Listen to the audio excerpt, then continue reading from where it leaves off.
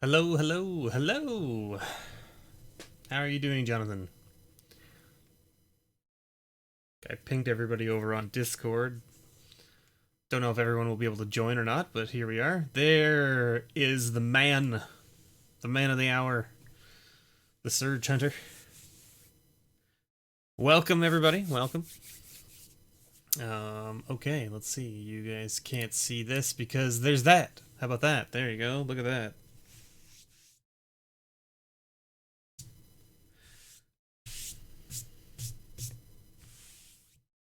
Here we are. Alright, so, Surge Hunter, I got you 5 packs, okay? But that's because I got you some spicy packs, okay? I got you 5 spicy packs. Are you ready? Okay, I'm gonna flip it over and we're gonna look. I got you a pack of Shadowmoor. I got you a pack of Legions. I got you a pack of Classic 6th Edition.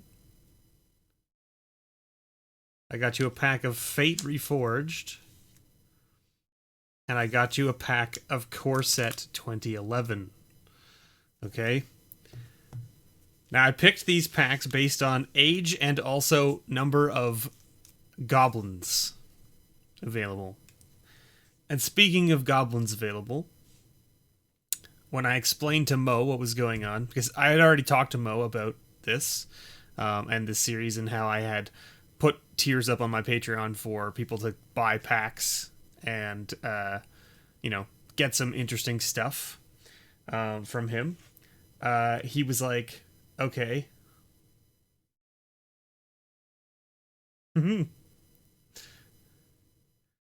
He was like, oh, that's really cool. So he said to thank you, Steven, for signing up to the tier and getting packs from him. He really appreciates the business, especially right now during this time when, you know, his shop is closed right now. So that's really cool. So he said, you know what, I'm going to throw in a couple extras for you because you said he likes goblins. So, Steven, you're also going to get some promo goblins. So let me take them out of here so that it's easier to see them. Come out of there. They're really in there.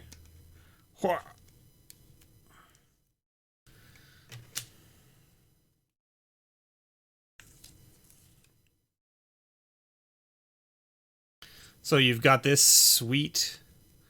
Let's take it out of the perfect fit so that you don't get all the glare.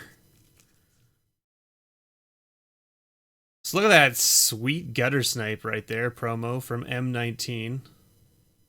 Looks pretty upset. Right? Look at that.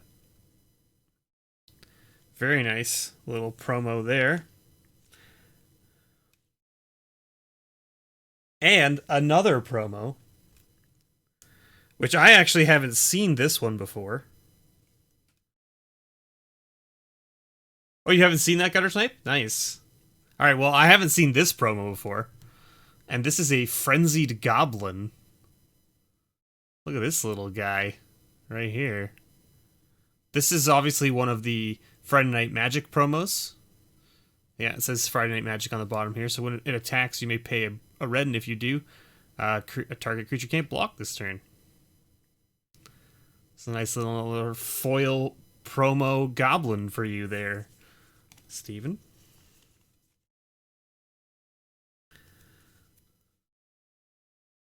So there you go. Those 2 promos are for you. Very nice little things. So, you're here. You're here. Which pack do you want me to start with? And welcome, everybody. Hello, MTG Hermit. Hello, Dakota. Hello, Jonathan, Surge Hunter. Pause. Welcome.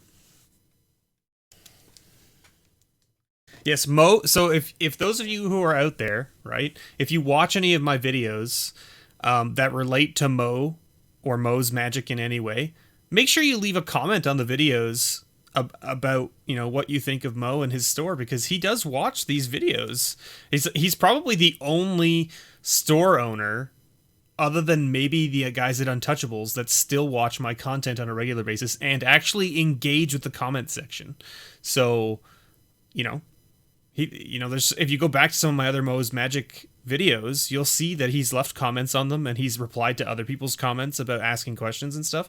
So if you ever have questions for Mo and stuff, just ask in the comment section, right? Let's get that Fate Reforged over with before we before we delve into it. I see what you did there.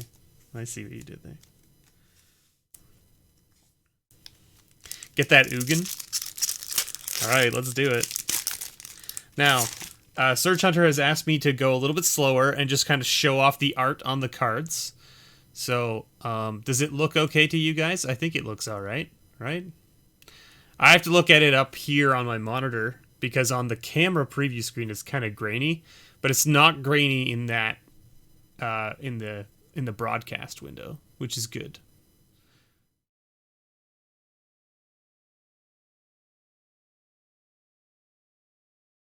Bad Boy Croc. So yeah, so you got a big crocodile boy in the back there. The Grim Contest. You've got a pressure point. But the art on this one's really interesting. It's like a dragon, right? And there's a monk basically like pushing on its head.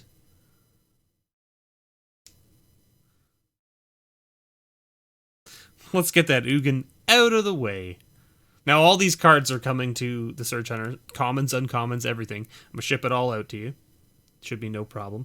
Now, the shipping, I'll have to wait, of course, until Canada starts shipping outside of Canada and, I guess, North America. The U.S. shipping is still, like, hit or miss, from what I understand. Sometimes it's okay and sometimes it's not. But anything overseas is just, nope. They're not shipping anything. In fact, Father Frodo, one of my patrons, his grab bag from March came back to me with a sticker on it that said you can just peel the sticker off and resend this because we stopped it from going over there.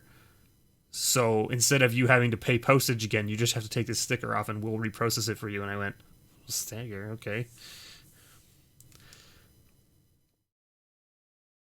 How will I live without my Aven Skirmisher? How about this Lotus Path Jin? There's that guy too. Like, who doesn't like a little floating dude from time to time? And it's like a Jin monk here, right? Of course, with flying prowess, right? 2/3 for 4. This was actually a really good card in Limited, if I remember correctly, just because it's a 2/3 flyer for 4, which is not amazing, but because of the prowess triggers and the set had a lot of instants and sorceries, it was very good. Hooded Assassin. 1/2. When it enters battlefield, put a 1/1 counter on Hooded Assassin, or destroy target creature that was dealt damage this turn. There you go. What's he got in his hand over there? Nothing? Is it just Shadow? Looks like it might just be Shadow from the Mist. Definitely got some blood on there, though. At least that's nice that you don't have to pay. Yeah, exactly, Jonathan. I thought that was interesting. I'd never seen that before. Like a sticker that just gets like slapped on top that's like a peel away sticker that then says, oh, we'll reprocess this again for you for free. And I was like, okay. Weird. And yes, thank you very much, Surge Hunter, for being a patron. Really appreciate it. And thank you for letting me open these packs for you, because it gives the channel some interesting, cool variety, and also I get to open some sweet packs. Great Horn Krushok. Oof. Don't want to be on the business end of that horn, let me tell you. Hey, there's a Goblin. All right. We got that Goblin Heel Cutter. This was a really good card, actually, as well. So 3/2 for 4, but it has dash, which was the important part about this one. And it says, whenever Goblin Heel Cutter attacks, target creature can't block this turn. And you can dash it in for 3, which gives it haste, and then it bounces back to your hand. So not only does it trigger if you have things that like enter the battlefield effects, but it also lets you play it a turn earlier, because it only costs 3 instead of 4, right?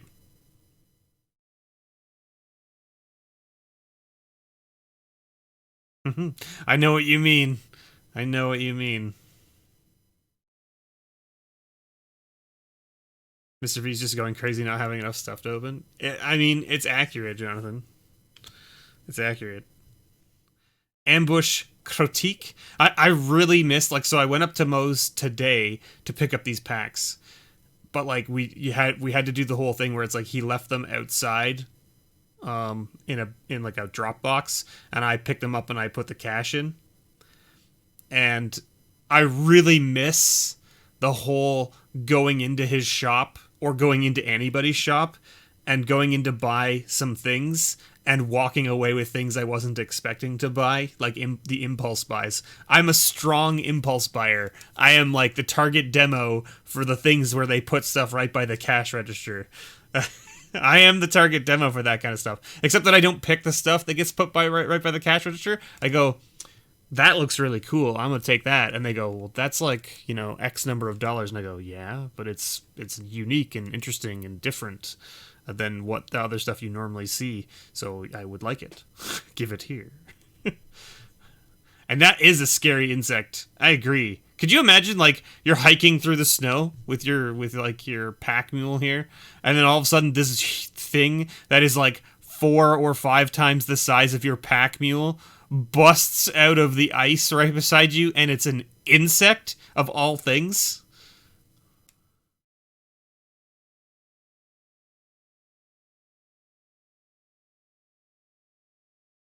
Yeah, see? Kyle knows what I'm talking about, and Jonathan, same idea, right? It's just sad. Then we got a gore swine. And that's not just one, it's multiples. See, there's a couple in the background there, too. Very nice art on this one. By Jack Wang. There you go. Demon Boars. Yeah, he's not a pack mule. He's got a castle that he's pulling. You're absolutely right. He's pulling like a little mini castle. So it's even huger. I see what you're saying. Like, this is a castle and there's like little people in the towers. You guys can't even really see that. But there are people in that castle. So this beast is like massive, which means that insect is even huger. Hey, Maholnik, how's it going? Yes, happy Good Friday to everyone, I guess. If you celebrate Good Friday, if you don't celebrate Good Friday, at least it's still Friday, and it can still be a Good Friday, regardless of what religion you are. Right? That's how that works. We've got a Frontier Mastodon. It's got like a weird like headband thing on it. Is that like a typical... Is that like stuff growing on its tusks too? Like, what is that? Or those are bells attached to its tusks, maybe? It looks like they're like roped onto the tusk and they're underneath. Because you can see them better on this side, underneath. Yeah. I agree, Search Hunter. Sometimes you don't notice these things. I noticed that it was like, it looked like a weird like castle-y type thing that it was pulling, but it didn't register to me that it was an actual castle with people on it. Suction cups on mammoth tusks? My god.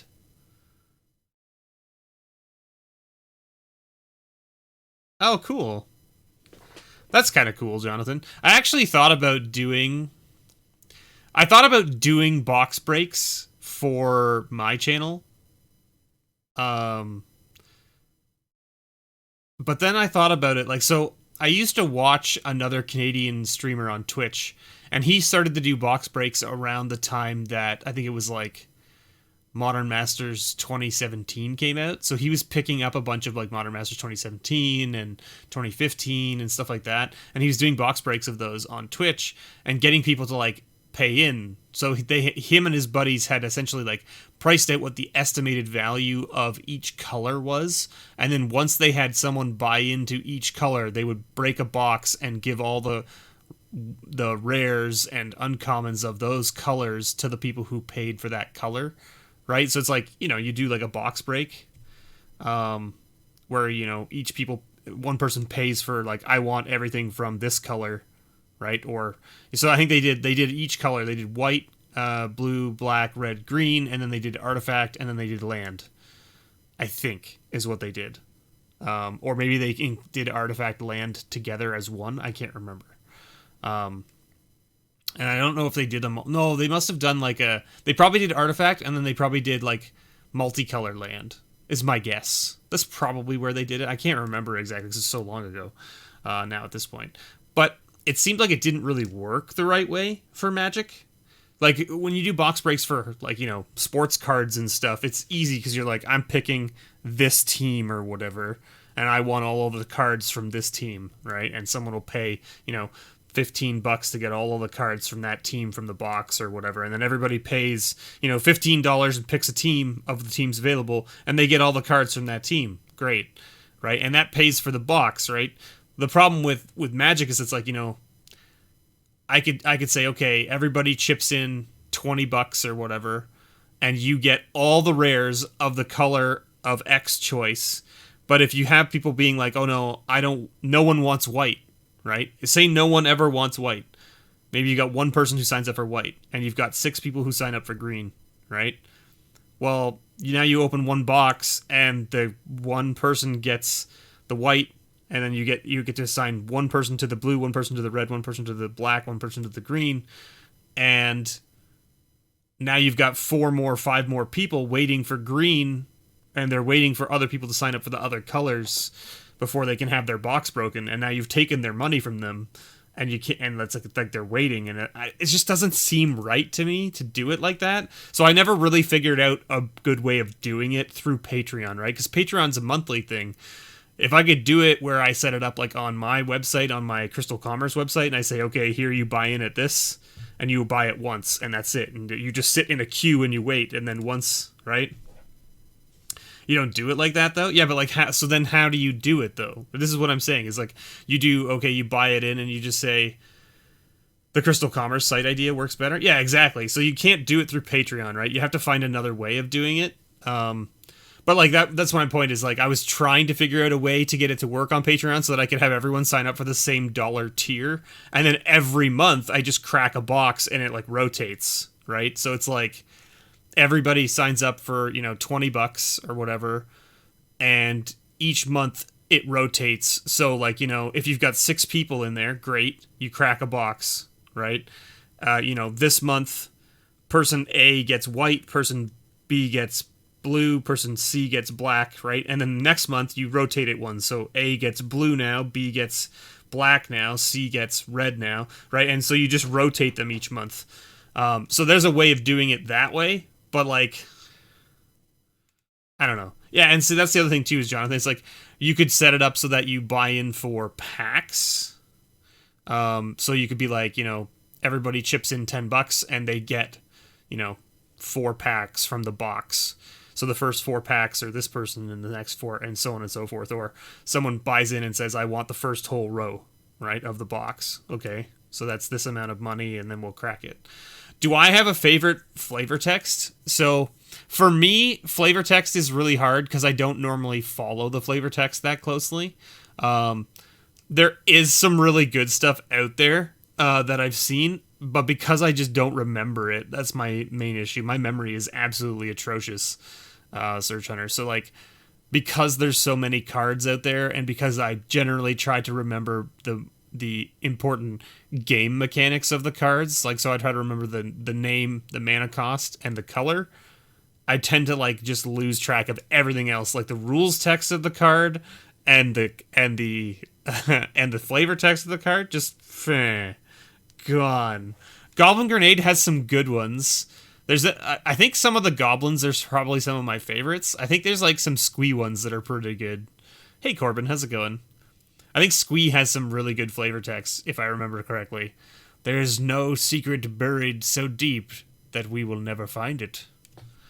So this is a Sudden Reclamation, first uncommon from the pack. That is a big Serpent right there. And it's interesting too to see the Serpent here in the water, right? Splashing around in the water, because it's a green card. And normally sea serpents are blue, right? Now, I'm not saying that this is specifically supposed to be a sea serpent card or related to a sea serpent in any way. But I mean, it's a Sultai Necromancer, right? So obviously there's like, is he resurrecting this Sea Serpent. I guess that's the idea, right? Put 4 cards from your library to your graveyard, then return a creature card. So the idea is that you're bringing back the Sea Serpent to life with your green magic. And that's why it's in the ocean. I guess that's what this is supposed to be representing. It definitely looks dead. Yeah. Yeah. Another green uncommon here. We got Winds of Kalsisma. See, now that little thing right there, like that Yeti that we see there in the background, and you can see the people up front. This thing would get just stomped on by that thing that was pulling the castle, right?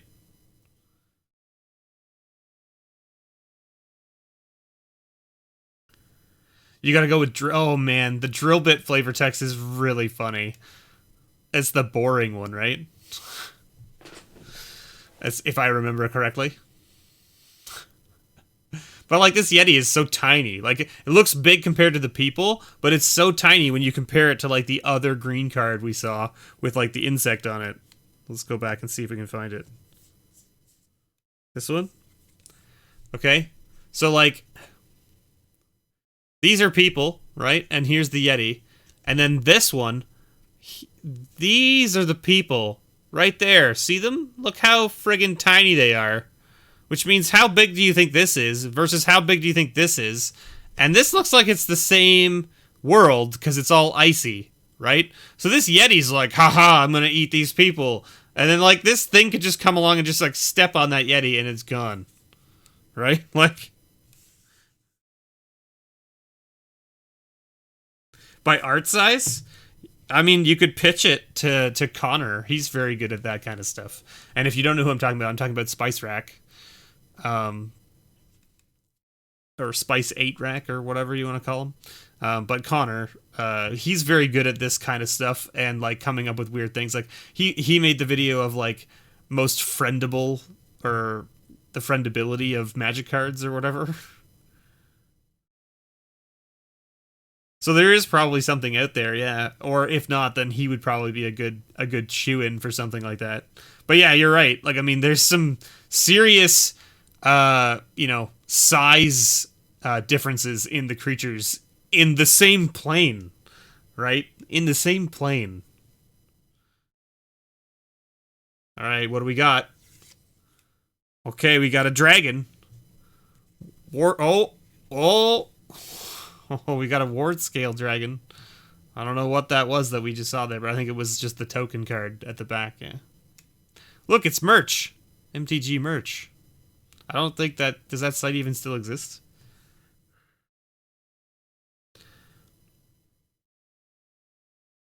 So Narset's the other planeswalker on Ikoria? I mean, I guess. Could be. Look at that ward scale dragon, though. Now, again, look at the proportion size. Like, you can actually see the humans here. Which means this dragon is pretty small compared to those other beasts that we just saw. Right? This dragon is not that big compared to those other things. Like that insect, way bigger than this dragon. Way bigger than this dragon. What was the power and toughness of that big beastie? So this insect is only a 5/5 and this dragon's a 4/4. Which gives you the idea that it's only a little bit bigger. But it's actually huge in comparison. Huge in comparison. It's called A History of Really Big Creatures. Oh. But it's a dragon, right? This is what I'm saying. Dragons have dragon scales. I mean, that's true. They do. They're harder to, dig into. A chitin.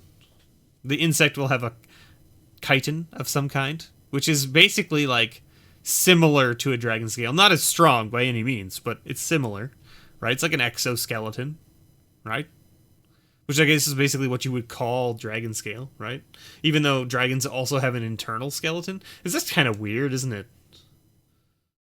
You can burn insects. I mean, you could probably burn some dragons too. It really depends. What do we think the rare is going to be? So, some people saying Ugin for sure, but do we think? It's black. It looks like it's black. Oh, it's blue. All right, we got a blue rare.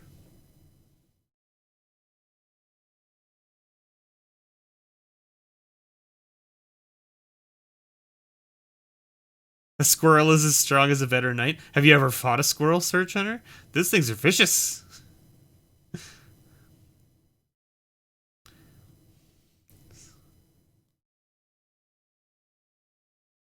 So it is blue. And it costs 6. Double blue and 4. What do we think? It is a creature.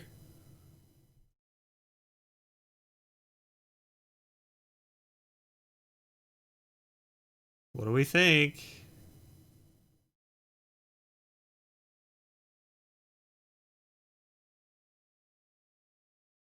Sage I Avengers.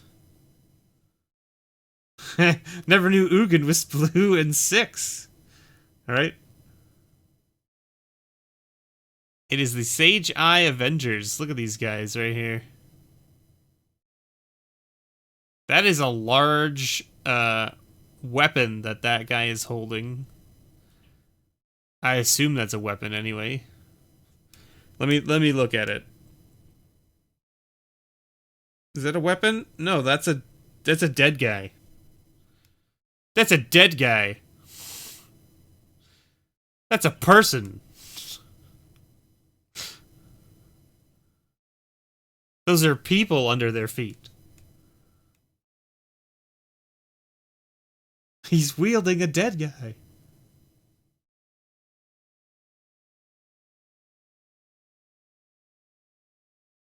Dead guy could be used as a weapon, it's true. I just like the vast difference in the two monks, right?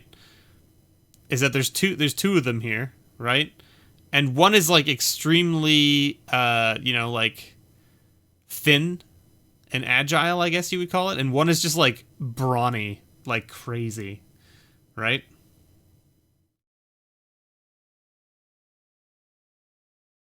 A dead guy can still be a weapon. Is that considered a deadly weapon? Oh, Rick with the bad pun. There it is. And then you got an ace, Swiftwater Cliffs. There it is. With your token. I'm not going to give you this token card unless you really want it. But there, of course, is the Khans lands with the waterfalls and such. Nice little blue-red land gaining a life. Put that in the pile there. Alright, what's up next, Surge Hunter? I am a dad. I'm entitled to bad puns. Fair. It's fair, Rick.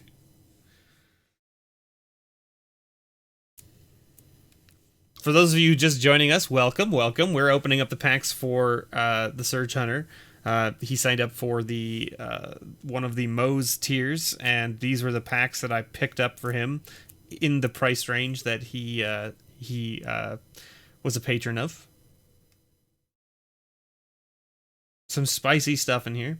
He told me that he liked goblins, so I went with packs that have some things. Shadowmoor last, Legion's second last. Start with 2011. Okay. It was only one pack. You've only missed one pack so far, No Name Senor, and it was a pack of Fate Reforged. So, Core 2011 up next. Corsets are some of my favorites. I remember when they were like, we're getting rid of them, and I was like, what? Corset, though. I love the Corset. And I mean, like, it's not supposed to be overpowering, right? Power-wise. The Corsets are never meant to be, like, extremely powerful. They're meant to just be sort of like your nice base level, here's how you play Magic. Some good mechanics, solid mechanics that just work well, right?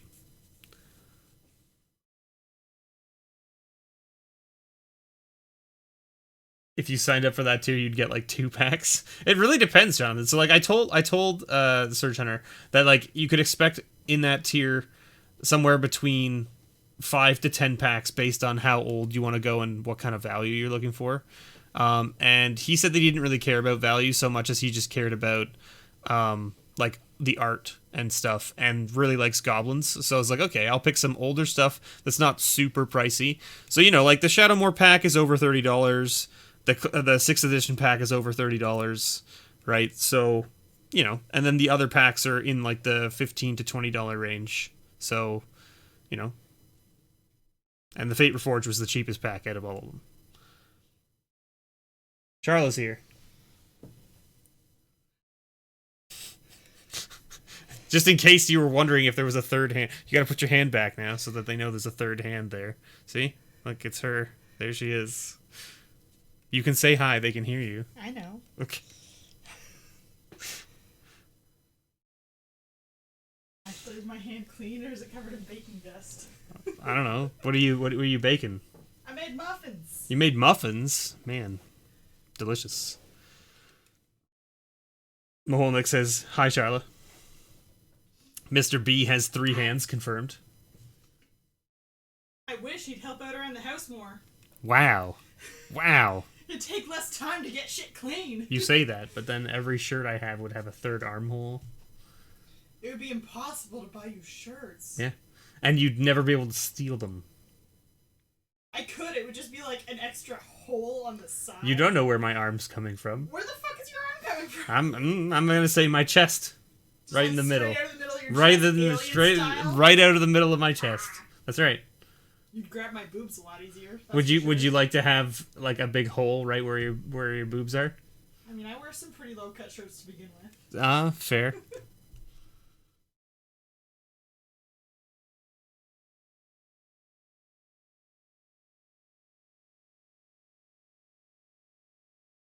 2008, 2009, which means Zendikar through Rise. Yeah, Jonathan, let's like probably get you like for the tier that Surge Hunter signed up for, you could get probably one of each of the Zendikar packs if you wanted it, right? For around that price range. I think that's probably about right. I mean, I don't know, I'd have to check Mo's website, but that's about right. Probably, because I know that Rise is like somewhere in the $30 to $35 range. Zendikar is in the $39 to $40 range. And I think Worldwake is like lower, but only because the only thing in it is that's worth money is the Jace.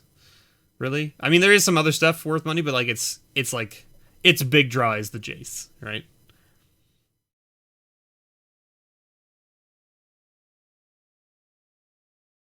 He paid for the opening and the scratch. That's right. Okay, anyway, we've got a Volshock Berserker here. Look at that. Angry looking dude right there. Of course, now see you've got haste, right? And it's got the keyword text in there because this is a Corset. So that's how it is. Wait, I paid money for this? You sure did. Sure did.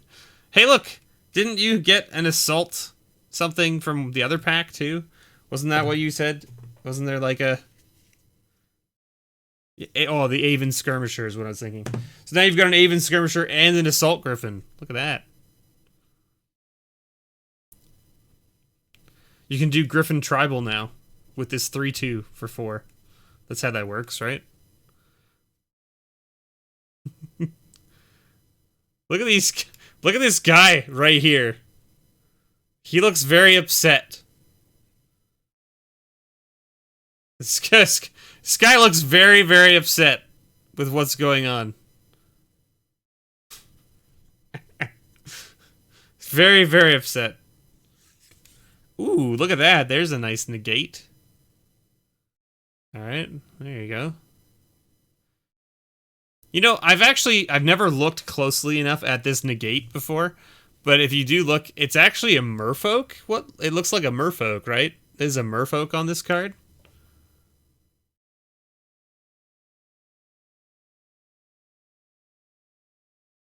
That's what it looks like to me. And yeah, getting decapitated? I didn't point it out, but yes, the guy above him was getting decapitated. You are correct, Surge Hunter.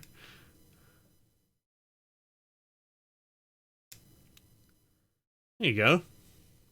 Negate's always a nice playable card. It is a merfolk, yeah. Sylvan Ranger. What is that, a bunch of orcs or something down there? That's what it looks like. Those look like orcs down there in the forest. Hot elf. Hot elf coming through. Just a nice little 1/1 for 2, right? At this battlefield, you may search your library for a basic land card, reveal it, put it into your hand. Very good. Good stuff. Cloud Elemental. There you go. I think this is like... I remember when I saw this card for the first time, and I was like, that's a really cool art for this. Like putting the birds sort of like in the... essentially the foreground of the art. Like, sort of like draws you into believing that this is like a full body here.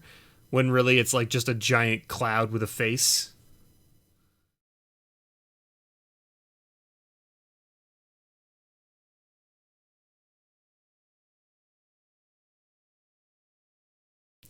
Oh, the Blood Tithe. I love this card.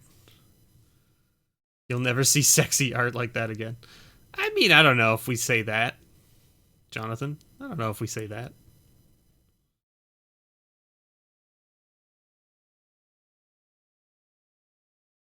There's a big difference, right, Jonathan, between being sexy and being provocative for the sake of being provocative, right? Because there's stuff out there that people can find sexy that doesn't necessarily have to be provocative, right? So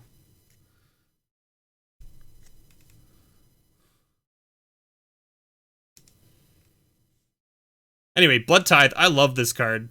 This card is great in multiplayer formats. Each opponent loses 3 life and you gain life equal to the life lost this way. So in Commander, if you hit everybody with it, you gain 9 life. It's a pretty big life swing for you. And they all lose 3, so it's, 18-point life swing, which is pretty nice. Hey, look, it's Mo. Mo's here. What's up, Mo? How's it going?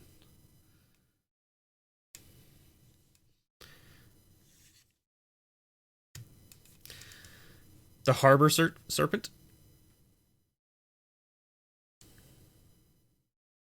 It's like a discount Grey Merchant of Asphodel. Yeah. Hey, Bob's here too. Welcome. Hey, Bob. Alright, so we got a Harbor Serpent. Look at this. Bad boy. Looks quite similar to that Sea Serpent that was getting resurrected in the Fate Reforged pack. Right? And this is what I was talking about before. It's like these things tend to be blue, normally. Sea Serpents, right? Took you forever to figure out how to log in.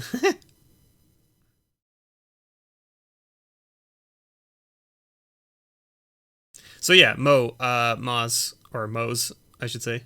Moz. I keep calling it Moz all the time. I don't know why. It's like ingrained in my brain because the first guy that I ever met.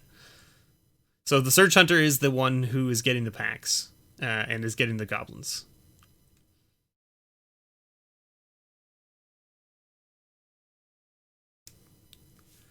So anyway, there you go. Nice little Sea Serpent there. Island Walk, of course. Corset's beautiful in that sense, giving you some nice keywords, abilities, and stuff that are just like static. Hey, Raphael, how's it going? There you go. Solem Offering, another great little card. I loved playing this card, even though it's a sorcery speed. Destroying an artifact or enchantment and gaining 4 life can be a big swing on the battlefield, right? This can be a big impact on some games. Like, the 4 life is actually quite more... it's fairly relevant, like, when you think about it, in... aspect of like a limited game, right?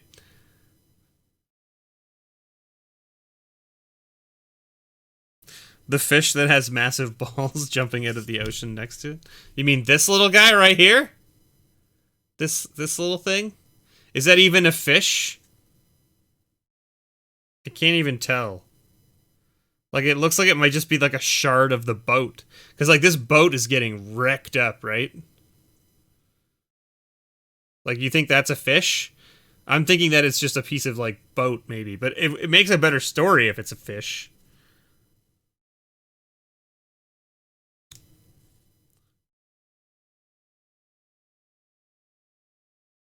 Is everybody staying home? I mean, most people are trying to stay home and isolate, I think. But there are certain people that have to work still, right? Essential services and things like that. And we salute them. Thank you so much, everyone. If you have to work right now because you are considered an essential service to help the rest of society stay home, we appreciate your service. Let's just put that out there right away. I want no mincing or mixing of words, because that is literally some of the most important stuff out there, and we appreciate you taking the time and doing those things for us.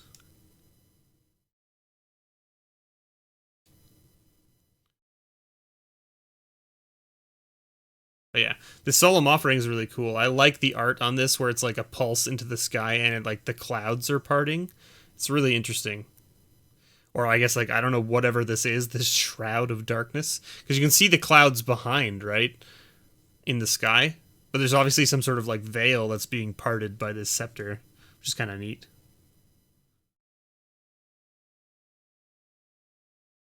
You have, like, 200 Solemn Offerings. This art is ingrained in your head whenever you have to dig through white comments. Oh, there you go. Now you've got another 201 Solemn Offerings. Huh? How about that?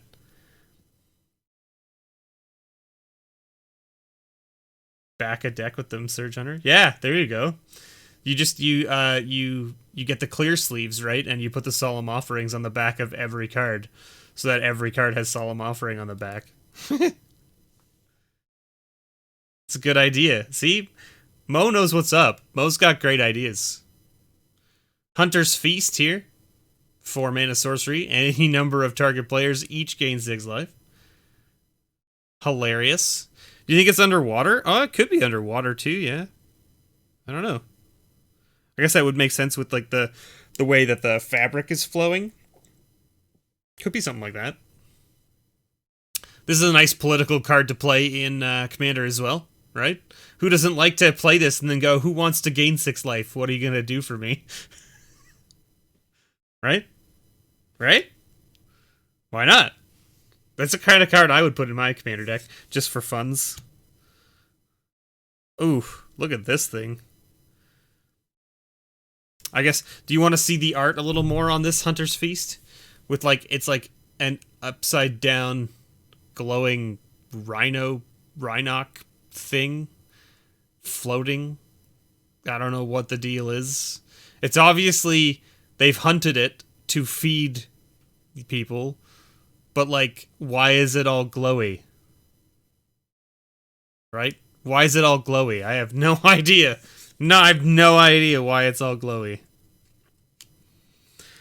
Those who kill a Josper Rhino must prepare spells to lift the carcass. Even a dozen hunters can't lift its bulk. Oh, so it's glowing because it's being lifted by a spell. Because of it can't be lifted otherwise. It's literally in the flavor text. So you just got to read the flavor text sometimes, and you know what's going on.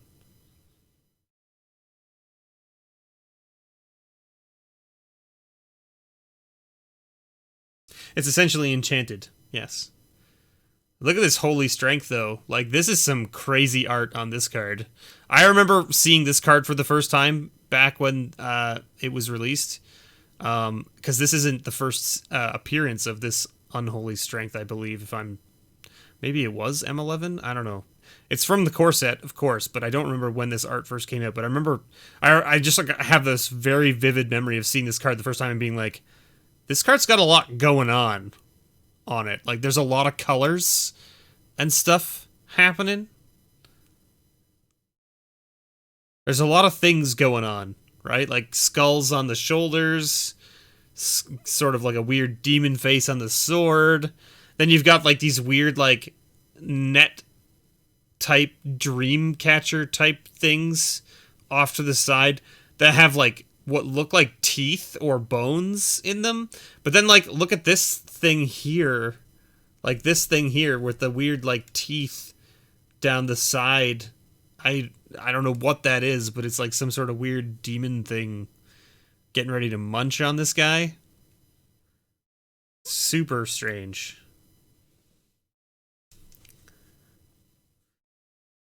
Yeah, I remember the original Unholy Strength Mo, where it was like the pentagram on it or whatever, right? And they had to change it. Hey, there's a Siddik Slime. That's actually a pretty nice little uncommon right there. This sees a lot of play in Commander right now, as well as some other decks out there. 2/2 Death Touch for 5. This is when it comes into the battlefield, destroy target artifact, enchantment, or land. So this does see a lot of play. Where's the pentagram though? They removed it. Yeah, they had to. Oh, they didn't have to, I guess, but like I guess they were like they cowed to pressure and removed it, I guess, is the way of putting it. But like look at that dude right there. He's having a bad day. That guy's having a bad day. Right? The interesting thing about this, right, is that this Siddik Slime is like eating that guy, right? Eating that guy. But down here it says destroy target artifact, enchantment, or land. Nothing about destroying a creature.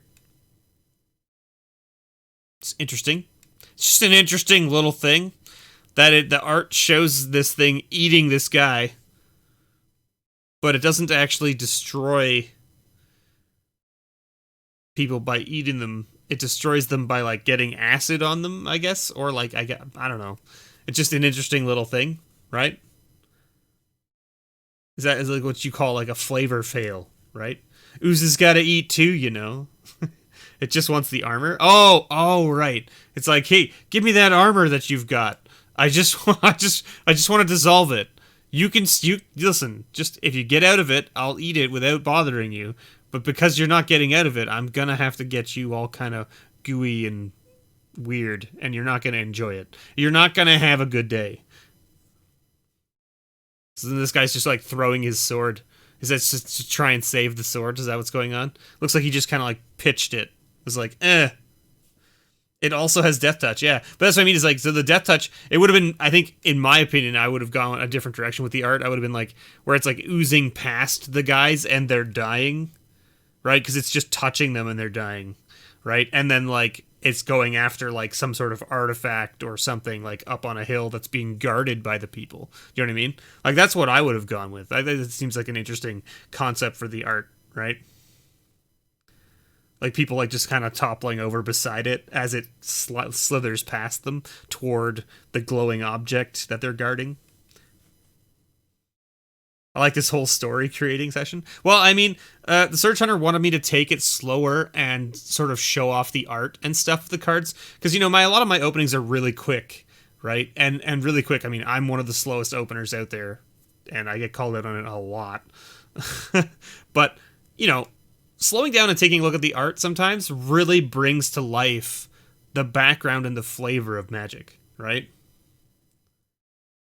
Please make it in paint for us. I am not an artist.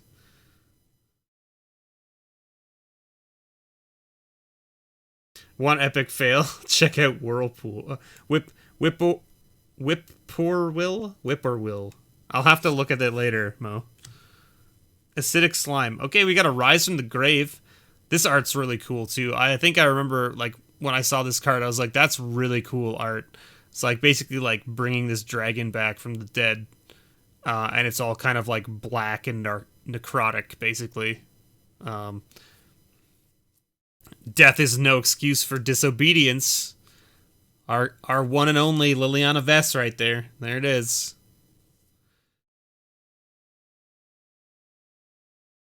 You got some Shadowmoor vibes going with this one? Could be. What do we got as the rare? Let's see. What do we think? Looks like it's black. Wait, that's not the rare. Did we only hit... Wait a minute. Oh, we're only on the third uncommon. Relentless Rats, though. There you go. Relentless Rats is worth about $1. So that's not too shabby. A little dollar uncommon right there. You got 2 good uncommons out of this pack. Both very playable. It's a picture of a bird, and the bird is flying, but the card doesn't have flying. I love cards like that, Mo. I love cards like that. They're magical beings. Rat Colony is very good. I agree. But Relentless Rats is also just a decent little card, right? 3 mana rat. The problem with Rat Colony is that their toughness doesn't go up, whereas the Relentless Rats it does, because they get +1/+1 here for these, whereas the Relentless Rats are always going to be X1s, right? Regardless of how strong they get. But yes, the art is sweet in this card. It's like a stampede of rats, and there's like a corpse getting like kind of like chewed up, pulled along with it. You're making a deck around Relentless Rats right now? Nice. Is it a commander deck? That dude is having a bad day? I think that dude had a bad day a couple days ago, and we're just seeing what's happening later. You know what I mean?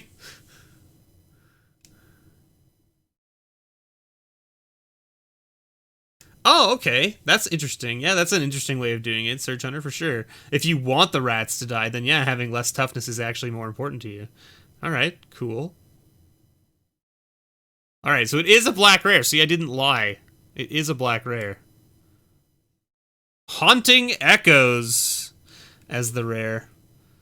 So there you go. Like, what is that? What is that he has there? It's like on a fork? And it's got like a weird trail of pink stuff to something over here. And also, like, what's up with the shadow? The shadow on the table makes it look like he has some sort of, like, weird, like, ponytail mohawk thing. But he's clearly bald, with, like, tufts of hair off the sides of his head. He's eating his shadow? Is that what that is? Oh, he's eating his own shadow. Oh, that's weird. You're right. That's super strange. Huh. That's really cool. So exile all cards from target player's graveyard other than basic land cards. For each card exiled this way, search that player's library for all cards with the same name as that card and exile them. Then that player shuffles his or her library. So Haunting Echoes, not great for Commander by any means.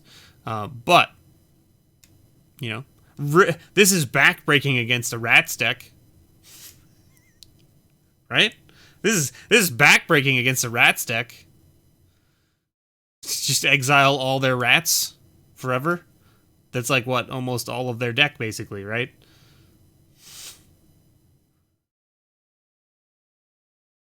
I can imagine that it would be very good for some non-commander decks for sure. Constructed for sure, right? Because I mean, like, you're gonna go and pull out, you know, 4 copies of something or whatever. Oh look, you got a nice little like bird token and a sweet looking plains. Look at this. It's gorgeous actually. I really like the aesthetic of that plains. With, like, the dandelions or whatever they are. Like, just some sort of, like, white kind of, like, prairie flower, basically. Really cool. And, yeah, the bird token. Caca! Well, 3/3 bird token, to be exact. So, not just your typical 1/1 bird token. It's a 3/3 bird token. Alright. We're moving on to Classic 6th Edition. Are you guys ready? Are you ready to see some really old cards? Because that's what this is.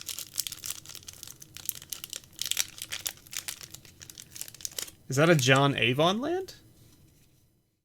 It is. It is, in fact, a John Avon land. So there you go.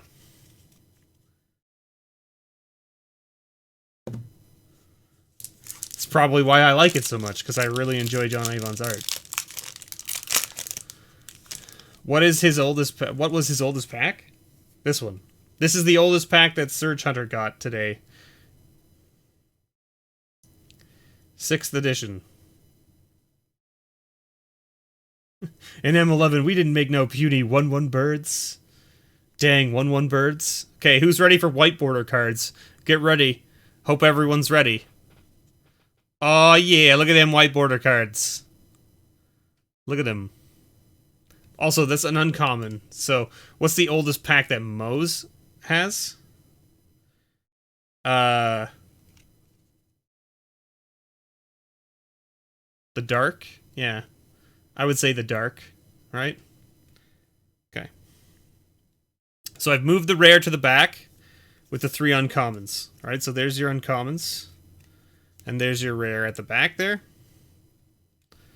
Alright, look at this! Look at that sweet Llanowar elf wearing the weird leather headpiece with the eye strap things. And then, like, their weird pink brain-looking hair stuff coming out of their head. You could use another phage. Alright, well, Legion's right there. Legion's up next. Classic Llanowar Elves, right? Not even the most classic, though, because this is what, the... This is the... Is this the original art from way back? I don't think it is. Because this Llanowars were printed back in, what, Fallen Empires or before that? I can't remember exactly where they were originally printed, but, like, it was a long time ago. We can look. Scryfall? What was the first printing of Llanowar Elves? Mo will know.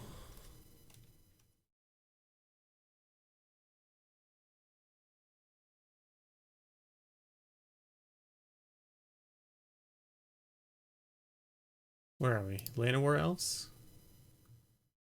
View all printings. This is the original art. Yeah, okay, so this is the original art from what, Alpha? Yeah, Alpha. So it was printed in Alpha. I wasn't sure if it was back that far, but yes, it is. 6th edition Dual Land. So there you go. So this is the original art from way back. They've cleaned it up a little bit by the looks of things. Right, by 6th edition. So it looks like it's not as gritty and grimy as it was in the original printings.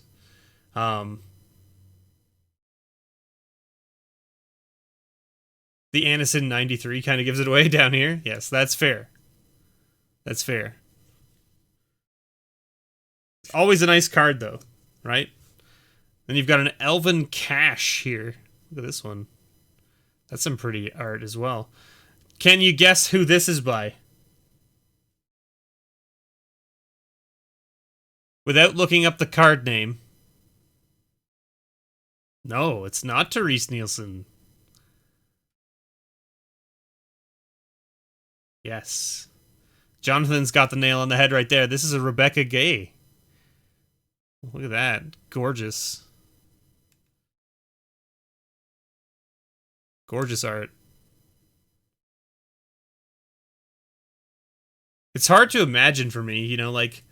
Because, like, I never really got into following specific artists and stuff through Magic until just recently. It's really interesting to me to find out how long some of these artists have been drawing or painting or making art for Magic the Gathering. Like, this set was released in, what, 99? And Rebecca Gay is still making art for Magic the Gathering now. That was more than 20 years ago. Right? Like, that's crazy.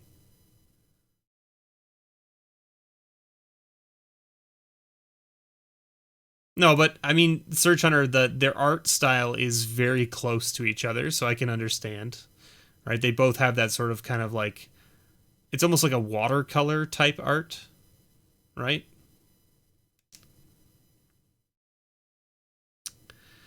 So I haven't... and by that I mean, like, I saw them when they first were released. They looked really cool.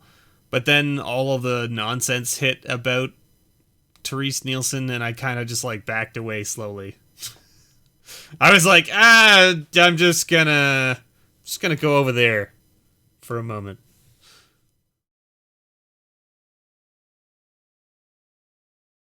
I'm just gonna go over there.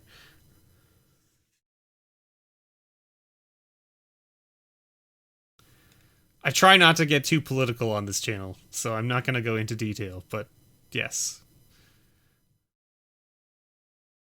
Therese Nielsen is problematic when it comes to her social views. Dry spell. I don't know. I think, like, if you just put...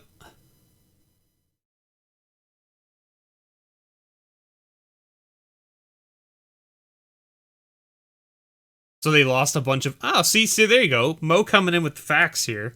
There was a huge change in 5th and 6th edition on how they paid their artists. So they lost a bunch of the early artists. Interesting. I didn't know that. Still want to get a Seb playmat, though? There's a Kickstarter on right now, Jonathan, for Seb's playmats. You love Leslie Nielsen? It's a very different person. Leslie Nielsen is hilarious. But I mean, like, so this says a dry spell, right? You think that fish would turn around if we gave it a little bit of water? I don't know. It should be alright, right? It just needs a little bit of water. It'll be right as rain.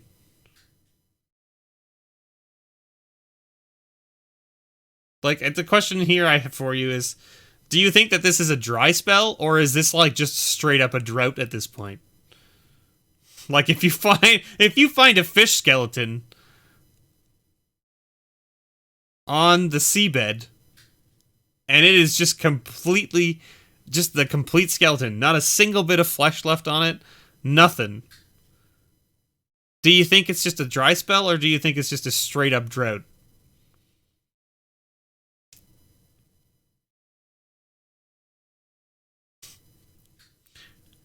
It just needs a bit of water and some necromancy. It'll be fine. It'll be fine. Well, No Name Senor, you should get in on this one if you haven't already. I think he's only got like a couple days left until it's done. And he just released all of the new Ikoria art is going to be available to select as playmats as well. So I highly suggest you get in. I still have another Vengeful Rebirth mat that I will be giving away at some point. So, you know, there's always that option as well. Doesn't have the guts to drink water. Oh, Mo. Oh, Mo. Oh. If Rick was here, he would applaud you. If Rick was here, he would applaud you, Mo. There it is. So, some Brian Snowdy art right there for you. You got in the first 1,000 to get the artist proof? Nice. I, too, got into the first 1,000 to get the artist proof. Yeah. I mean, yeah. I'm not in Seb's new Kickstarter campaign. I know nothing about it. Yeah.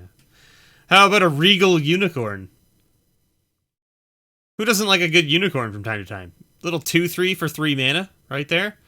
Just flavor text. Just straight up mono 2/3 for 3. Unicorns don't care if you believe in them any more than you care if they believe in you. Wow. Wow, that is some life advice right there. Just replace unicorns with everybody or anyone. No one, you know, X person doesn't care if you believe in them any more than you care if they believe in you. Woof. Woof. Wow. All right, No Name Senor. Have a good day. Thank you for, your service of working, even though it's not ideal in these scenarios, but we appreciate your hard work. The background, yeah, like there's like 2 moons back there, right? It's like 2 moons. It's like interesting in that aspect.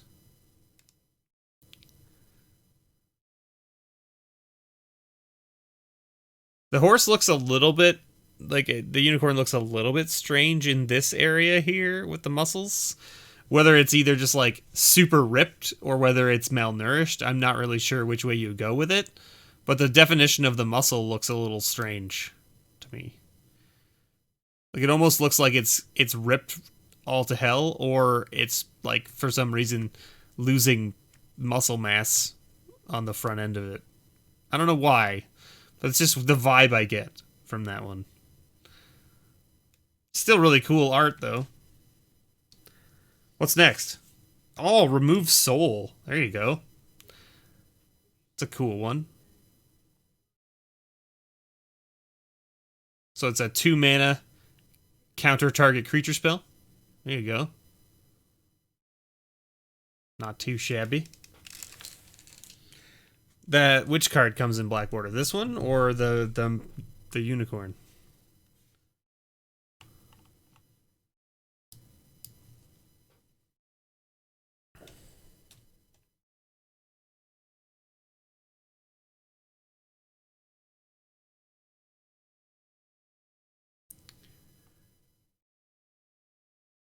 Comes in black border portal. Yeah, isn't Remove Soul also in Legends as well? Looks like it.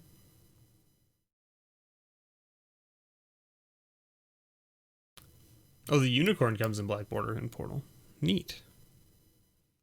Cool. Well, this one also in black border, but from Legends and also whatever this set is. What is this set?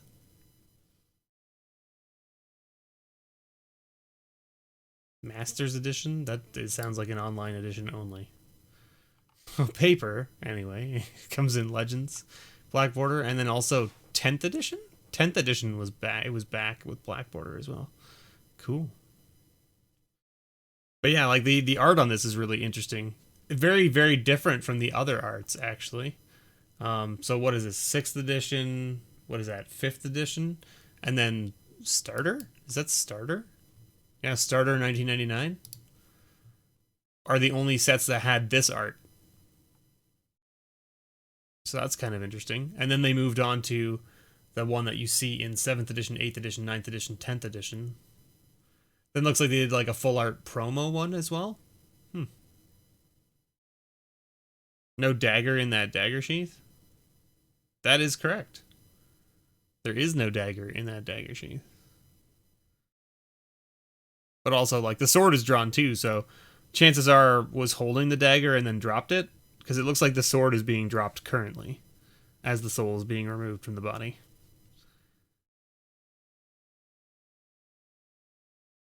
Yes, the unicorn, the great destroyer. I really like the aesthetic of having the soul sort of like looking carefree as it escapes. Do you know what I mean? Like, this soul looks happy as it's being removed, which is an interesting thing. Like, because if you look at all the other arts for Remove Soul, right? The original arts as well as the updated arts from, you know, the later editions, the soul does not look happy. The soul looks like it's like a ghostly figure, or like, for instance, the Remove Soul one, the original was like the skin being removed off of the skeleton, which is kind of strange, right? It's probably a good way to lose your dagger. Yeah, exactly. But it's interesting. Like, it's interesting to see like how in this art they sort of took the image of the person and like put it as the wisp as well. Whereas if you look at the other arts, the soul does not resemble the person at all that it's being removed from. It looks like a completely different sort of like creature, which is interesting. Whereas this is very, you know, human looking. So it's kind of an interesting thing to note. Oh man, it's Tim. Right? They call this guy Tim. I mean, I call him Tim. Tim the Sorcerer. Who doesn't like pinging things for one? Who doesn't like pinging things for one? I think they've errated this, right? To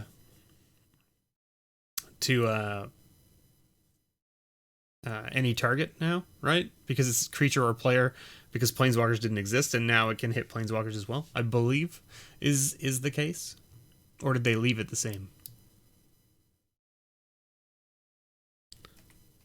Prod Egal Sorcerer. 1 damage to target creature, blah blah blah. I don't know if they errated it or not. I have to go to Gatherer and look. What do you got for me?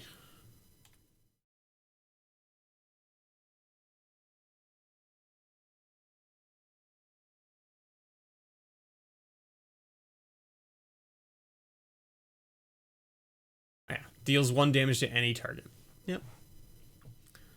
For Monty Python the Holy Grail, yeah. Yep. Yeah, so the text on the Oracle text on Gatherer says it does deal damage to any one target. 1 damage to any target. So they have changed it. Occasionally, members of the Institute of Arcane Study acquire a taste for worldly pleasures. Seldom do they have trouble finding employment. What a weird flavor text. What a weird flavor text for this card. Are they saying that the worldly pleasures is pinging things for 1 damage, causing a tiny amount of pain to other things? That's the worldly pleasures that they're talking about? We are the knights who say nee. It's just a rabbit. Oh. You be careful. It'll bite your face off. Friggin' I am Tim, the Enchanter. Friggin'. Oh man, I love that movie. Oh, wow, look at that one. Good old Stone Rain.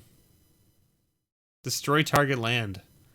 John Matson. Look at that.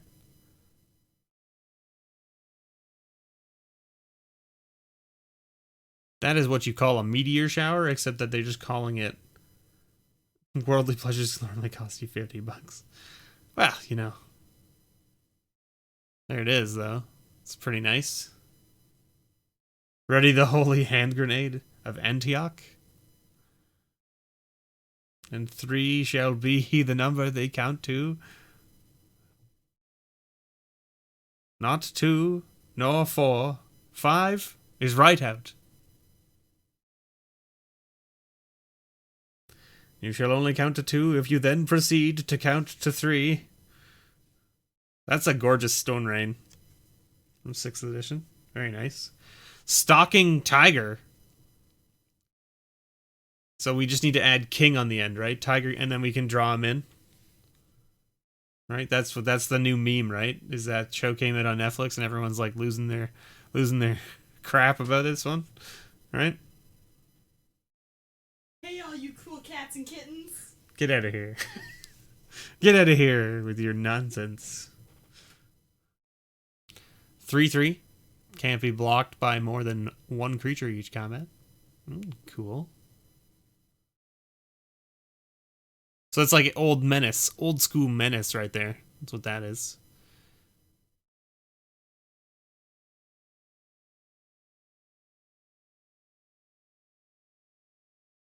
You recently bought 3 copies of Greed, and you can't imagine why anyone wants anything but the old school art. Man, the original art for Greed is so good too. If I'm thinking of the right card, it's the dude laying on the giant pile of coins, or like the dude eating the coins. Yeah, yeah. The original art is so good. The Phil Foglio one, so good. It's like the dude just like eating a pile, like he's just like Scrooge. He's like Scrooging this big pile of gold coins. It's such good art. I like the 7th edition version too. It's also just like sort of reminiscent for me because it's like the first copy of Greed I ever owned was the 7th edition because I played during 7th. It's like just the guy just kind of like sitting in the big pile of gold, like just kind of like hanging out, like what's up? This is yeah.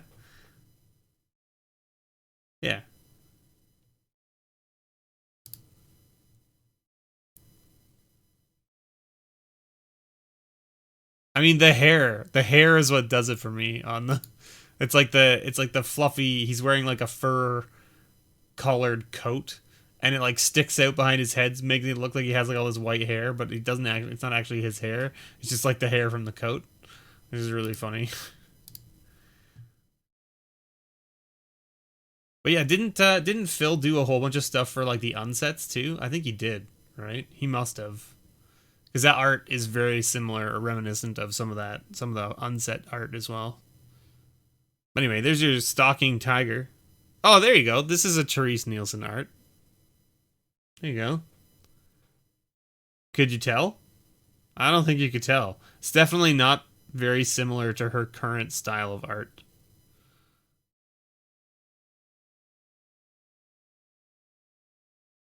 His wife did a lot of old school art. Cool. See, I'm learning a lot too, right? I feels like when I was in school sidetracking the teacher. I mean, whatever. We've got a Raised Dead. That's really cool art for Raised Dead. I don't think I've ever seen this.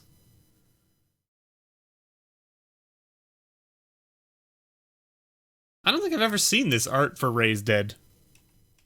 I'm so used to the other ones.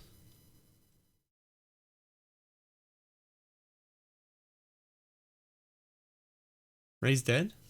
Yeah, I'm so used to the old, like, just like the skeleton dude missing the teeth, like pulling himself like out of like the ground, I guess, or whatever you would call it, right? Or the more recent one where it's like a dude in the background, like raising a dude out of the muck.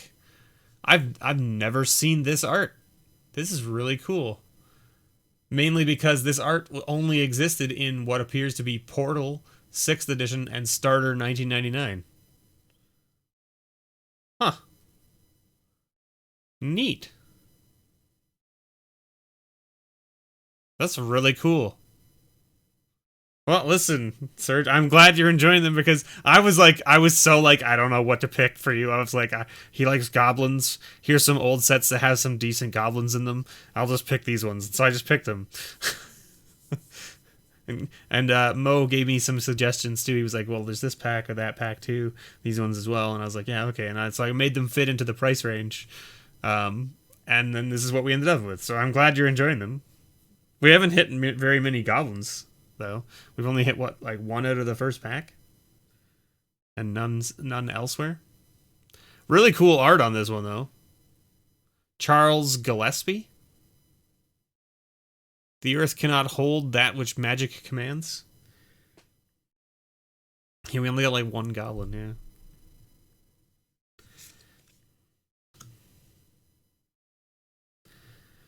She's related to Ron Spencer?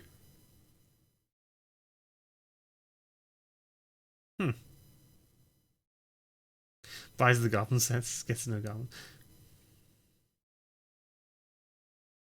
Well, that's good, Search Hunter. I'm glad we could get you some cool art here that you've never had before or need for your collection. There's a Stream of Life. Now, Stream of Life, this is like another one. Like, so the 6th edition was interesting, right? Because I didn't play during 6th. So a lot of these cards look different for me. And not just that, but it looks like 6th edition had like a weird, like Mo said, they kind of like lost a bunch of their artists around this time. So they like kind of like had to like, I guess, revamp things, right? So, because I remember the Mark Poole version of Stream of Life, right? Which is like the stream with all the overgrown, like, kind of like greenery around it and stuff. I've never seen this one before. Again, another Therese Nielsen card. So there you go. Right?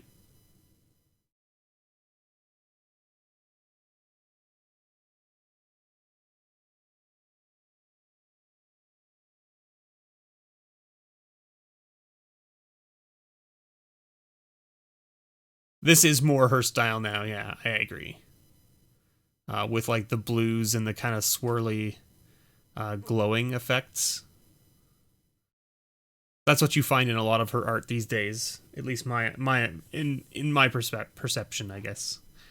But yeah, the Mark Poole is the one I remember.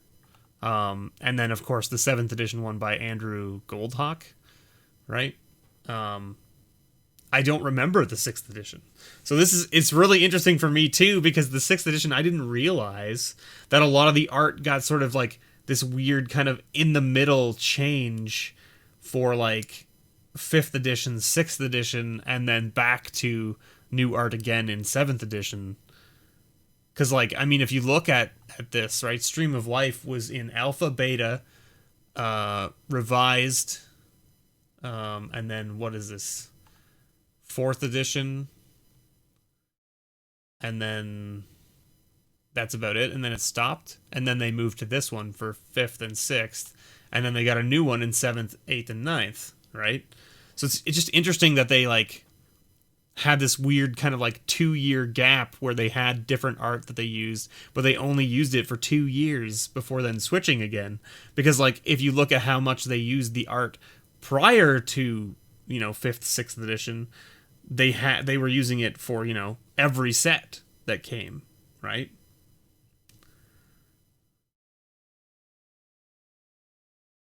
Oh, you have the Guru land set. Nice. The Guru land set is something that I've always looked at, like, getting my hands on. Hey, look, a Goblin! We found a Goblin, everybody. There's your Raging Goblin. Now, this is a guy... This art has been used countless times in a number of different sets. Yo, that Goblin is mad. Yeah, little hasty boy. Little 1/1 haster for 1. You know? You can't go wrong with a Goblin that can be played on turn 1 and can swing the turn it comes out. Right? You can't go wrong with that. Red aggro at its core right there, like completely captured in the art of this card. That's red aggro right there. That right there is red aggro. Oh, Miracola was a comic book artist back in the 90s? Cool. Another thing. I get you can sort of tell from the art, right? Is that it's kind of got a little bit of like a comic book graphic novel vibe to it, right? Which is interesting. Huh. Really cool. Also, the signature in the corner, right? That is very, very common with comic book artists, making a signature where it's like just like their initials essentially, but like in a tiny little box like this. So J and M is what you can see there, right? But yes, the little noodle arms. The noodle arms are pretty funny. Toothpick arms with this huge friggin' axe. You think you could barely lift it, probably, right? Based on its weight. But then again, you know, mythical goblin creatures and what have you. So, alright, we're into the uncommons now. So you've got Unseen Walker, a little dryad for 2 mana there. Very much a person. This looks like this was modeled for and that this was drawn of somebody. Don't know who. Don't know if there's any sort of like information around who the art is of, but it's very, very like very much like a portrait, right, of somebody that then got stacked on top of like a background. So Forest Walk 1/1 for 2, but for 1 and green, target creature gains Forest Walk until end of turn. So the idea here is that you're not really going to be attacking with this unless they have forests. Or you just basically leave it back and get, you know, in with your other creatures that then can have Forest Walk from this creature. Does look like a classic Dryad. I mean, like, I guess. I would expect Dryads to be a little bit more, like, I guess, maybe I'm thinking of, like, more high fantasy, so, like, covered more in, like, you know, leaves and branches and things. But, I mean, that's just me, right? Like, and not necessarily, like, not, like, you know, not... Yeah, green and viney. See, like, for me, I think the thing is like, we've sort of shifted into this thing where it's like Dryads are, like, made of green and vine and stuff. But I think, like, original Dryads were more like, they just wore a lot of foliage as clothing. Do you know what I mean? Like, or, like, to cover themselves, right? And this doesn't give me that vibe. Do you know what I mean? It's the illusion they give off to trap humans. Yeah, well, that too, right? It's a sphere, you can see past it.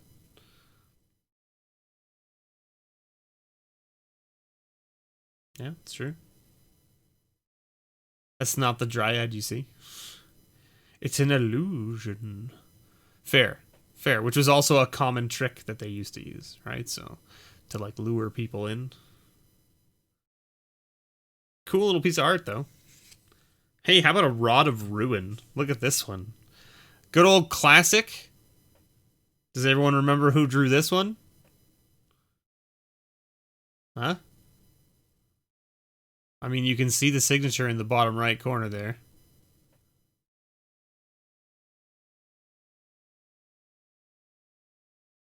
We all know this. We all know this artist. He's drawn some very iconic pieces of Magic art.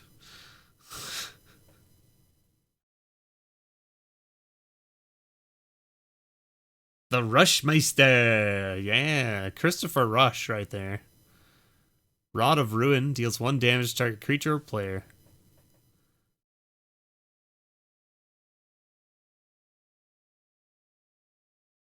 You've not seen this art before? Well, there you go. Sweet, another new piece of art for you.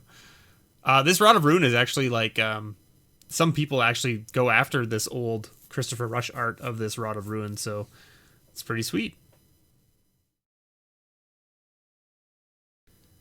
It's not a bad little hit, for sure. And what do we got? The rare Nick? No, we got another uncommon. Ooh, Dread of Night. Man, a 1-mana enchantment that says white creatures get -1/-1. I bet it'll get lost in the mail. No, I refuse. I refuse to let that happen. That's why I'm holding on to it until the friggin' mail settles down. It's gonna ruin something. Look at this gorgeous art, though. I really like the whole kind of gothic aesthetic. If you've ever seen the game, oh man, now I can't think of the name of the game.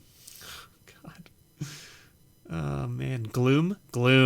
That's the name of the game. There it is. If you've ever seen the name of Gloom, if you've ever seen the game Gloom, it is got a really cool gothic aesthetic to it, and it's right up my alley from an aspect of what it just looks like. It looks really cool. This could be really annoying for a 1-mana enchantment. Absolutely. Why have they not reprinted this one? This would be great. This would be great in a black deck these days. Right? All those little stupid 1/1 white bird tokens, spirit tokens flying around. This just murders them all. It just murders them all. No more 1/1 tokens for you, white decks. Get wrecked. The old White Wolf card games had some great art back in the day. Oh yeah, there it is. Very nice art by Richard Thomas. You were thinking of more things like Mother of Runes. Yeah, that too. And your rare is a Disrupting Scepter. Good old Disrupting Scepter. 3 mana. Target player chooses and discards a card from his or her hand. Plays the ability only during your turn. Doesn't say you can only do it once, though. John Boy? Is that what we call this? John Boy? Because he's King John? Is that what this is supposed to be? Is that the idea? Yeah, but you just get a thing that lets you untap it. There's lots of those. Lots of things that let you untap things. Right?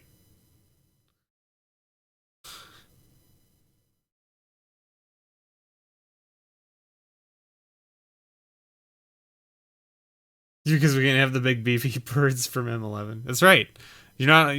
White doesn't make tokens bigger than 1/1 or 2/2 anymore. Just because it's too powerful. 3/3 flying birds? Get out of here. It's not a thing. Not allowed to have those anymore. Not allowed to have those anymore. Alright, we've gone an hour and a half and we've made it through 3 packs. I hope you guys are enjoying this long, drawn-out look at art. We're getting into some of my favorite stuff, which is these older sets with the old border, right? Of course, now, 6th edition had the old border, but it wasn't black. But now you're getting into more of the nice crackling on the edges and stuff. You'll see what I'm talking about. See this? So we're into Legions now, hoping for that Phage for Surge Hunter, right? Got a nice hunting sliver here. 1/1. Of course, all slivers have Provoke. Do you remember Provoke? Provoke's an interesting one. When a sliver attacks, its controller may have target creature defending player controls untap and block it if able. Untap being the keyword of provoke, hilarious. It essentially prevents them from being able to like it essentially prevents them from being able to say, oh well, I tap it so that it can't block, which is the main thing. You'd like a Sliver Legion too? Alright, well, hopefully. You don't much care for the new border art? You know what? I haven't opened any of my unsanctioned stuff that I bought yet from Mo. But I really like the aesthetic of the lands from that, where they kind of use the aesthetic, the land border from, what was it, the Unhinged, and then did the full art of like Unstable, and kind of like combined the two together. I really like that kind of like, you get that weird like gold border in the middle of the card, but the art goes out past it all. I like that aesthetic for some reason. I don't know. Looks really cool on the lands. But then again, I'm just a sucker for the old Unhinged lands with the brown border and then like the gold and then the art inside it. Just me. Anyway, slivers, right? Though you only use slivers in your Mist Form Ultimus deck. Okay. Provoke should be on every warrior card. It would be so favorable. Hey, look, a Goblin. We got a little Goblin man. There you go. See? This is why I picked Legions, because Legions has a lot of Goblins in it, because it's very... this set / block. This block was very tribe heavy. So... Holy moly, Booster Therapy coming in with that $20 super chat. Keep up the great work, your friends at Booster Therapy. Thank you very much, Booster Therapy. I really appreciate it, and welcome. We're actually opening up some old packs for one of our patrons, the Surge Hunter. We're kind of taking a peruse down the line of opening up and looking at the art and stuff, and just having discussions about the old cards and stuff. Booster Therapy, thank you very much. You didn't have to do that. I really appreciate it, though. Everyone, you should be going and subbing to Booster Therapy if you're not already subbed to them. They are a great group of dudes. I believe it's 2 of them, if I'm not mistaken. You should go and sub to them for sure. They open up a whole bunch of packs and stuff, too. And check out their Patreons as well, because they also do stuff like this. So, you know... get in on all those pack cracking goodness, right? We gotta set up Booster Therapy if you're still around. We gotta set up some pack battles between your channel and my channel at some point. I'm actually thinking about getting back into organizing it and stuff. I used to do it with Unscrewed and Stubborn Salmon, where like we would open up a box at the same time on video, and we would just get on like, you know, chat, and then we would see who had the best value at the end, and then essentially you'd send your video to me, and then I'd edit it together so that we have my view as the big view and your view in the corner, and then I edit one where it's your view as the big view and my view in the corner, and then I send you back yours and you put it on your channel, I put mine on my channel, and then that way they can view one or the other to see both views at the same time, but one in small and one in big. It's a lot of fun, actually. So if you're ever interested in something like that, let me know, because... you know, I think you said you're in, so that's good. Well, I mean, I used to. I used to do a lot. Hello, Mr. Moneybags, Mr. Booster Therapy. Alright, so look at this Goblin Grappler. Look at this sweet thing. Got a nice chain hook on here, right? And Provoke, of course, right? Provoke being a key element of this set as well. Provoke's a great little ability, and like Jonathan said, Provoke should be on a lot of things these days, too. It would be really cool to see them go back and utilize some of these old mechanics that they just kind of abandoned. Do you know what I mean? Like, they exist. The rules exist for them. They just kind of... Did I miss your funny Chain Whirler joke? Maybe. Hold on. Goblin Chain Whirler's dad before the accident? That's good. That's really good. How is Salmon doing? I haven't talked to him in like a year, Rick. I haven't seen him or talked to him in like a year. He emailed me like last year around this time to just see how things were going and say hi, and then he started doing some videos again, and then he just kind of dropped off the face again. So I don't know. I haven't heard from him in a while. Even though it does look like he already lost an eye. It's true. He does appear to have an eye missing, which could be due to learning how to use this chain hook. Who knows? It's possible. You know, shouldn't he be getting workers' comp? Right? If, like, he was on the job and then lost an eye? Isn't that how that works? That's how that works, right? Blood Celebrant. Look at that. Little 1/1 cleric for 1 black.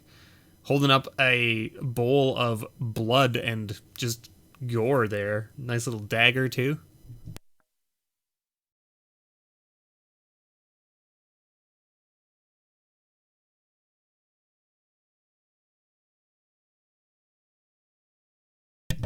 Alright, sorry about that. I had to mute the microphone.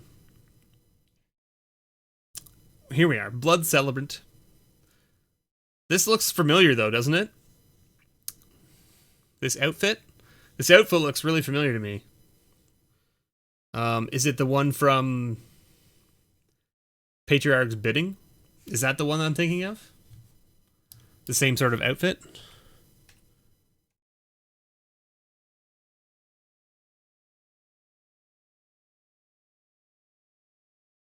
Yeah. Yeah, that's the one. Interesting enough, though. That's a good card for the rat deck for sure, Search Hunter. The interesting thing is, if you go and take a look, right, at Patriarch's Bidding and Patriarch's Desire and or Cabal Patriarch, it's very similar outfit. It's got the red and black sleeves like this, and it's got the gem on the centerpiece, but it's red. The gems on the centerpiece of all of their outfits are red. This one's black.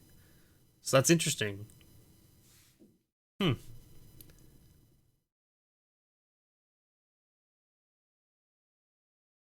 The hat is different as well, it looks like.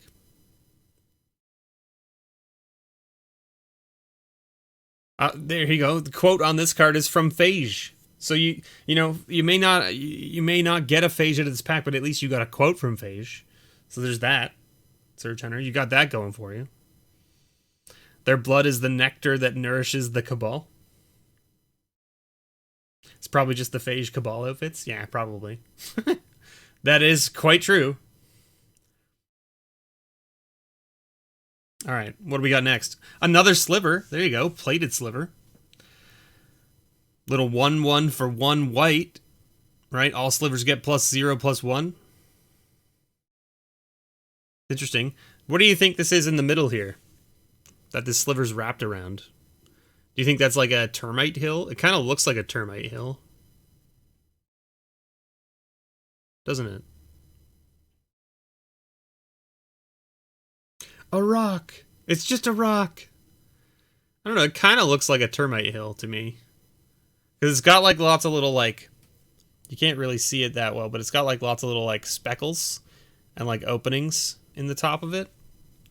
That's what sort of like makes me think it's like a termite hill. He's playing with himself. My goodness. Shame on you. Cover your shame, plated sliver. My God. How inappropriate. It's not safe for work, so why did you come today? That's what I want to know. Phage the only commander that kills you. That's right.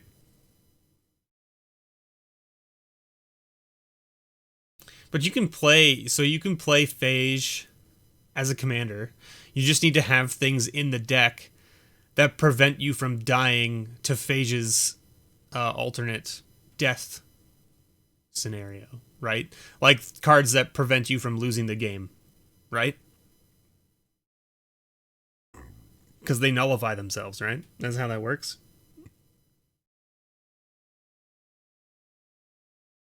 Right? Because you can have Lich's Mastery prevents you from dying, right? Prevents you from losing.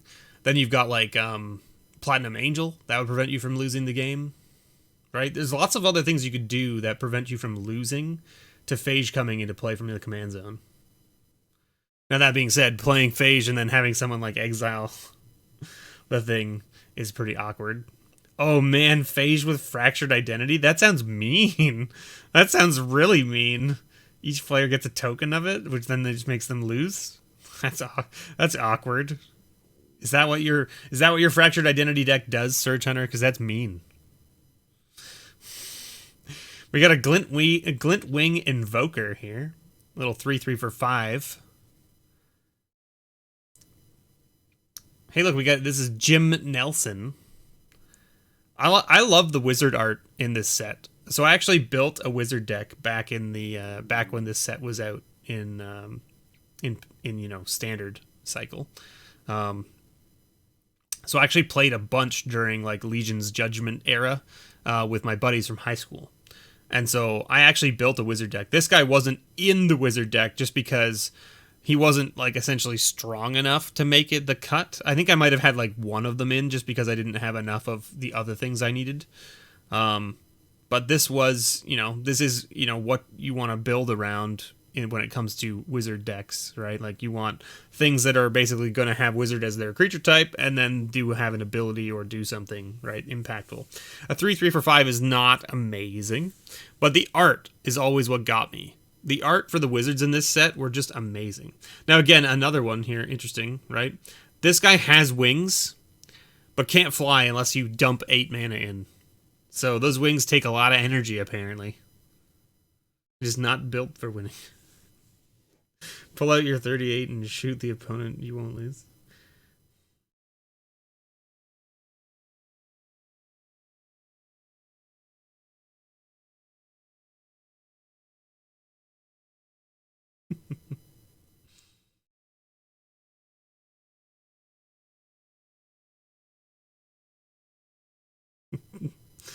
Oh, man. Some good art, though. I really like the art on the wizards in this set. We've got a beastie here. 4 mana beastie. Scale Skin Plower. Its tusks appear to be in the dirt. They appear to be in the dirt here. Probably why it's called a plower, I guess. It seems like not a very efficient way to walk around.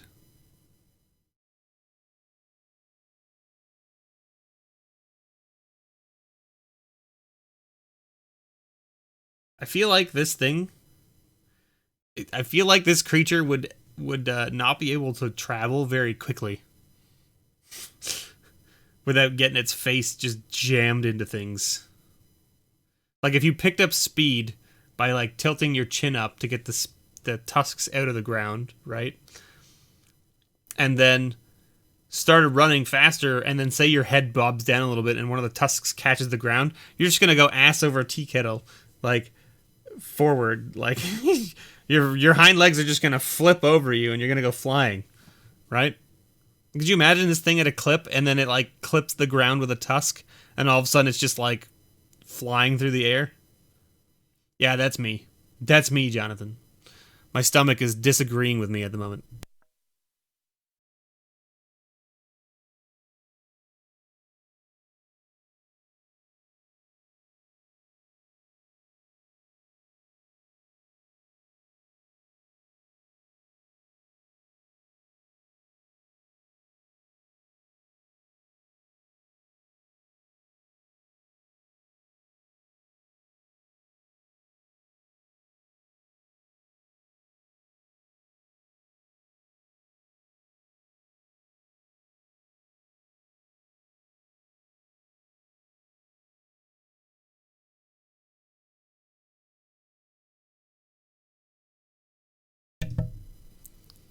Yeah, wanting those sweet, sweet muffins, probably.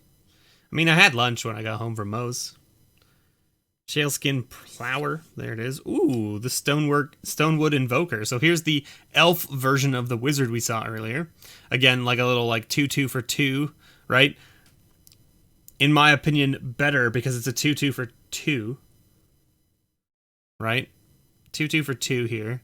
But its ability is still 8 mana. But it gives +5/+5, right? The other one was 5 mana for a 3/3. That's ability is 8 mana, and it gives +3/+3 in flying, which is not bad. Like, +3/+3 in flying is not bad. But that makes this a 6/6 flyer. This guy's ability makes this into a 7/7. So it's just bigger. And it comes down earlier. Just kind of like a weird... It's a weird aspect, I guess. You know what I mean? Of like how they changed the level power depending on the tribe, right? It's interesting. I think that the Goblin was an early drop too, but then its ability did like 5 damage to a target creature or something like that when you trigger it. I don't know. But the Stonework Invoker, you know, got a little like weird leaf blade thing that's glowing. And I mean, this is just a classic elf from back in here. People would probably run 1 or 2 of these back in the Elves and Legions. Just because. Daru Sanctifier, good old clerics. I played a cleric deck back in the day as well. Though mine was white-black clerics, and it was all about murdering things and summoning the giant demon from this set. Because there was those... What was it? It was like a 1-drop black... Was it Apostle? A Sign of Darkness. Yeah, Sign of Darkness. See, Booster Therapy knows what I'm talking about. There it is. Yes. Sign of Darkness is the one. That is it. Thank you, Booster Therapy. New email scam going around. Those are in the U.S. in the email Bank of America. Not them. Is saying that they need your banking info because the jobless check didn't go through. Wow, that is a pretty terrible scam, Rick. Please, we need your banking info, even though we are the bank. What? Excuse me? I work for a bank. So, like, I know that there is not a chance in hell that a bank's ever going to send you an email to be like, hey, we need your banking information. Not gonna happen. Never. You will never, ever, ever get an email from a bank that says, we need your banking information. Ever. It just won't happen. You work for the man? That's right, I work for the man. I work for the man. Little 1/4 cleric here with morph, right? The art on this is really neat too. Who doesn't like to, like, you know, tie things up in like weird cloth rope things, right? So this is when it turns face up, destroy target enchantment. The interesting thing about this is that guy's like wrapping up like a goblin or something. You can see the little ear here. Right? What does that have to do with destroying an enchantment? Or is it just because it can block a goblin pretty well because it's a 1/4? Is that what the tying up means? You just really enjoy my voice? Well, I appreciate it, I guess. Thank you. I try not to be like too overly excited about things and or you know, having a shrill voice and thing. The only time my voice goes really shrill is when we open something extremely exciting and I go giggly. Giggly Bevers is the shrill Bevers. That's what happens. The Goblin's charisma was enchanting. The Goblin voice? The Goblin voice that, like, who was it? It was MTG Unpacked was like, oh, you have a really good Goblin voice. And I was like, I do? I wasn't trying to have a good Goblin voice. I can't even remember what voice I used. It was like, ah, yes, we are a goblin. And something like that. I can't remember if that's what I was going with. But then there's also like my wizard voice, and the wizard voice is the one that I'm better at. And that's like the, I am a wizard. Yes. I shall cast my spell. Wah. It sounds like Skeletor almost, I guess is what I get. That's the most comments I get, is that it sounds very Skeletor-ish. And I'm like, I guess that's probably fair. It's probably where it's coming from. It's like that deep kind of just like that visceral throat sound. Nasally. Very nasally, right? Maybe the goblin's into bondage. Maybe. You're a gizzard? I mean, yeah. Yeah, it's just coming right out of the gizzard right there. The goblin wizard, you know?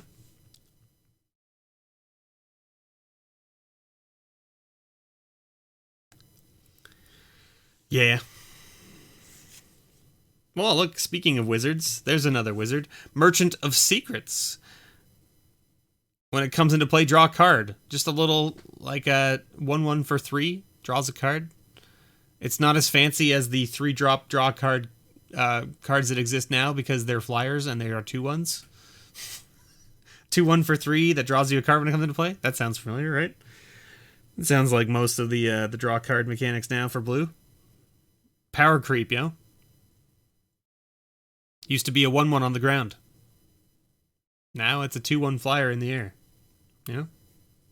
Although, I guess maybe it's a 2/1 flyer in space or on the ground. Like, how does a flyer be not in the air, I guess? My statement was very strange. I caught it after I said it and I went, that sounds weird. That sounds really strange. Where would a flyer be if not in the air? Well, it could be on the ground, I guess. Or if it's, could be underwater, I guess. I don't know. That looks like a modern building in the background of the merchant. Yeah, I mean, like, the buildings here in the art are very much, like, I would say, like, or are you talking about this one back here? Because, like, this one back here looks very much like an apartment building of now time, right? Whereas these ones over here look very much kind of like, the Tolarian West type kind of stuff, right? Just look at the dodo, B. Yeah, I guess the dodo, but the dodo's not really a flyer, right? We got a skin thinner. This is an interesting one. Skin thinner is a 2/1 for 2, but it has a morph. But the morph is 5 mana. But when it's turned face up, you destroy target non-black creature. It can't be regenerated. It's an interesting thing. So, like, the interesting art here is, like, you've got the old school morph, like, token back there. And it's, like, spewed out this, like, this weird zombie thing that's, like, appears to not have legs, I guess. Is that what I'm talking about? That's basically what I'm talking about. It's like, so that's the old morph tokens, like those kind of weird, like they looked kind of like weird spidery things with like a body and some legs. And then it spews out this zombie, but like it's all black and death and gross, right? Like, you can see, like, this weird trail, right? And then, but the zombie is not standing upright. It's, like, kind of crawling on the ground. So it's just kind of weird in that sense. But, little 2/2, right? Morph that flips over and blows up a thing. That'll catch you off guard. If this weird zombie spewed out of this, like, kind of weird looking gray mass and like all this black ooze poured out with it, that would catch you off guard for sure. It would. Kind of looks like it popped out of the morph shadow, I guess, a little bit, but like you can actually see like there's like little bits and stuff kind of like hanging out of the bottom of the morph, right? Like there's like little strands and stuff hanging out underneath, and it looks very much so like it's been ripped open and the thing has popped out of it. It must have seen something he ate. Maybe. That was our first uncommon. Second uncommon here is a Canopy Crawler. What the heck is... What is that? How do we interpret this art? Is its face down here? Is that what that is?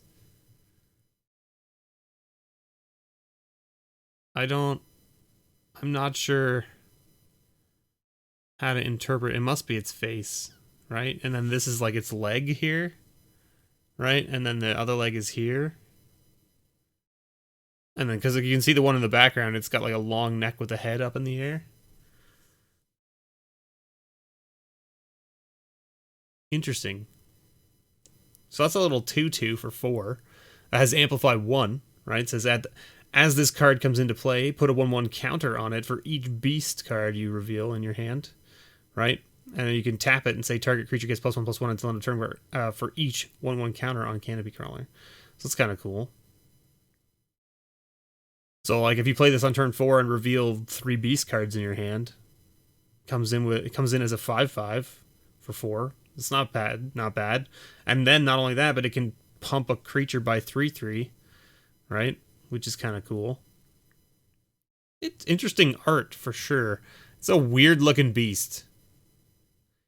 Because, like, you look at it, and you look at how big it is, and how long its legs are, right?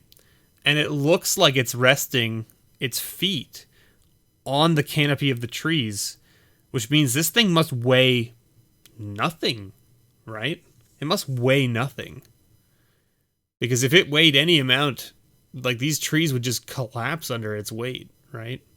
Especially when it, like, lifted one leg up to move. Do you know what I mean? Because now all the weight's on 3 legs instead of on 4, right? And if this is moving like any kind of other, like, 4-legged animal, it's probably lifting 2 legs at a time, right? Like, so front right and back left, and moving them at the same time to then move the other 2, right? Which means all your weight's on 2 legs. Interesting.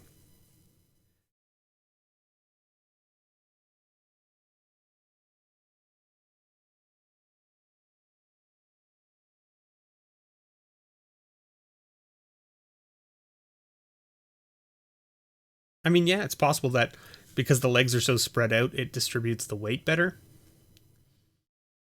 I don't know. It's an interesting idea, or there's an interesting concept behind how the mechanics of this creature work, right? Now, of course, this is fantasy, right? So, I mean, like, magic. It's magic, right? Like, it's, why are you trying to bring physics and all of that kind of nonsense into this? This is magic. Maybe the gravity's really low on this planet, and therefore that's why it can work like this. Who knows, right? Related to a bird, maybe, yeah, it's possible. Right? This is what I'm thinking, is like maybe it's got hollow bones or something, which is like reduces its weight by a bunch. Next up, a zombie brute. The zombie has 2 heads and 3 arms and 4 hands. Is that what I'm seeing there? So there's 2 arms coming out, and then 1 arm coming off to the side holding a sword, and then there's like a hand coming off the bottom of that arm. It's Mr. B. Oh my god, they made me into a magic card. How did they know? 7 drop. 7 drop with Amplify 1. Reveal zombie cards, put a 1/1 counter on it, and has trample. So, I mean, like, this can be big if you have a lot of other zombies in your hand still, but at 7 mana, are you going to have a whole bunch of zombies in your hand? I don't know. I'm not sure if that's possible, but it's possible, I guess. But, like, 2 heads, kind of weird. I mean, most zombies are not like sewn together. Do you know what I mean? Like, if you sew something together, it doesn't become a zombie anymore. It's now like an abomination, right? Or like Frankenstein, like something like that, right? Like the Frankenstein's monster, right? It's not really a zombie per se, because it's not like something that's been, reborn, right? It's something that you've put together. It's like an amalgamation of things, right? And because this has so many arms and limbs and things and 2 faces, it's definitely not a person who's been resurrected or a creature that's been resurrected. It's obviously 2 things together. Unless, I guess, maybe like it was like a 2-headed orc or a 2-headed giant that then got resurrected. And then, I guess, then you're in a zombie. But, like, having this weird hand off of, like, the elbow seems very suspect to me as to it being, like, living that way before it died. But who knows? Maybe. It's definitely some weird art. And, like, what is it? Like, where is it? Why is it in jail? Right? Or is this like a mausoleum? And if it is a mausoleum, then why is there, like, a weird, like, portcullis? He's of 2 minds. It's outside reaching into somewhere. That's true. You can see the building outside here. So it's obviously outside reaching in. But, like, where it's trying to get into, right? Trying to get into jail? Trying to get you. It's trying to get you. Stay away. If I knew that I could get away from zombies by just putting up a fence that had gaps for them to, like, reach through with their hands and stuff, and that's all that would prevent them from trying to, like, tear down the gate and or find another way in, I would just do that. You know what I mean? To be like, here, and just put it all the way around, just a perimeter around the whole friggin' place. There you go. Good luck, zombies. Oh man, Rooftop Storm is a great card. I love Rooftop Storm. Alright, are we ready for the rare? We're looking for that phage, right? Well, it's green. It's green. And it costs 2. So, get a fence? Yeah, exactly. Just get a fence. And it's a 1/1. Is it even... Or is this another uncommon? This is an uncommon. Man. I thought we went through the uncommons already. I'm losing track here. I'm losing track because we're talking about each card for so long. Wirewood Hive Master. So it's a 2-mana, 1/1 elf that says whenever you play another non-token elf, whenever another non-token elf comes into play, you may put a 1/1 green insect creature token into play. There you go. Prevents you from generating a whole bunch of insects. From generating a whole bunch of like elf tokens, which can happen. Elf decks are really, really good at making lots of elf tokens. So it prevents the elf tokens from making insects. But, I mean, all your other elves, as long as you're non-token elves, right? Gaia's Cradle with this is disgusting? Yes, because it makes green insects. You are correct. Putting in a whole bunch of little derpy 1/1s and then being like, Crater Hoof, boom, here we come. Bad news bears. Bad news bears for everyone. Some phenomenal art on this one too, though. Like, it's just really cool. Like, the insects look really interesting. The elf is very well done. And then the forest in the background looks really cool.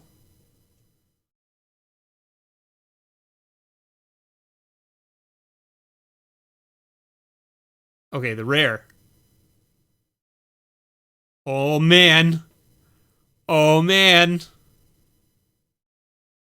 Oh, man.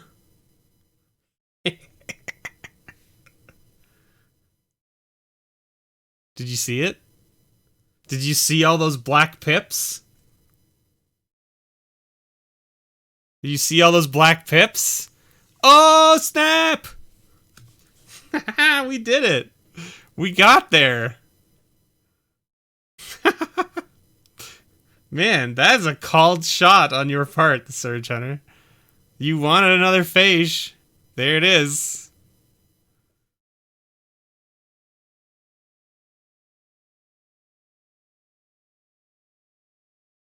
There it is. When Phage the Untouchable comes into play, if you didn't play it from your hand, you lose the game. Whenever Phage deals combat damage to a creature, destroy that creature if it can't be regenerated. Whenever it deals combat damage to a player, that player loses the game. Yeah, oh yeah, the Lazav deck that runs this is just absolutely gross. I agree. I saw that happen. The first paper game I played on over the internet, over web, I played with Austin from Commander 99, and he was playing a Lazav deck, and he had Phage in the deck as well. And he got put in the bin, and I went, it's time to exile their graveyard. See you later, graveyard. Good riddance to you. No phage for you instantly out of Lazav. Nope. Do not want. Do not want. That is awesome. Awesome. Phage is one of those cards too. It's like, I remember when I opened my first copy of this and I was like, oh man, this is really cool. And then I played it in my deck, and I think the first time I managed to actually get it out, because like, you know, we were playing decks back in like high school, and so like our decks were not like super powerful, and I played it and everyone went, oh no, that's really bad. And then I was like, yeah, all right. And then before my next turn, like I played it was on the battlefield, and before my next turn, one of my friends was like, oh, does this work? And like just showed me, like, I can't even remember what spell it was. It was like 2 white mana, it was a 2 cost white card, I think, that just blinks, like takes it out of play and puts it back. And he's like, does this work? Can I target Phage with this? And then you lose. And I was like, yes. And he was like, okay, I do that. And I was like, oh. I was like, You didn't even let me have any fun. You didn't even let me have any fun with it. Just killed me. Oh, we got a foil too. Wow. Gorgeous. Wow, that's super cool. Not only did we get you the phase you were looking for, but we got you a sweet foil common here. Wingbeat Warrior. I mean, it could have been. I don't remember. This was back in high school, so it was like, yo, another Kaka. That's right, another bird soldier. Only this one has morph. So if you flip it straight up, it gets first strike until end of turn. So it goes from being a 2/2 on the ground to being a 2/1 in the air with first strike. That's right. The old foiling is super awesome, though. You got the little star wipe there at the bottom. I don't know if you can see that very well on the camera, but there it is. Yeah, you can see it. It looks much better on the OBS than it does on the video screen here. I'm going to put it on the bottom here of this pile. That's super rad. Man, I'm super stoked. I'm so glad that we got you a friggin' phage here. Sweet. Super sweet. Why does this look like it's... Huh? That's better. I was like, I'm putting these on the mat like straight, and I could see in the camera that they were kind of like on an angle, and I was like, well, why? It's because the mat was twisted. All right. Last, but certainly not least, and we've been here for 2 hours now.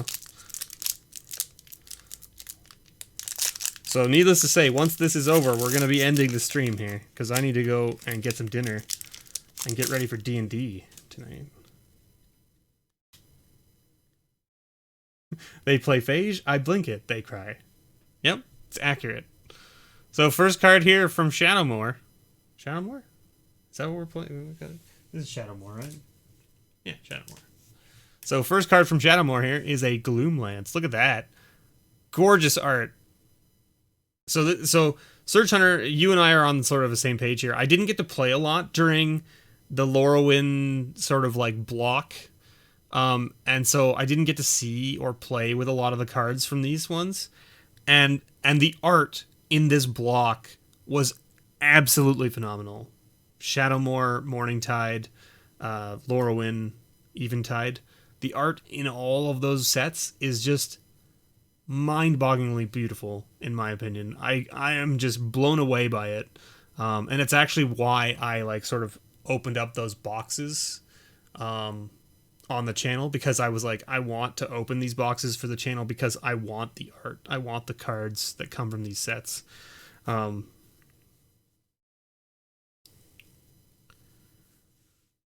Just at different times, right? It's super cool.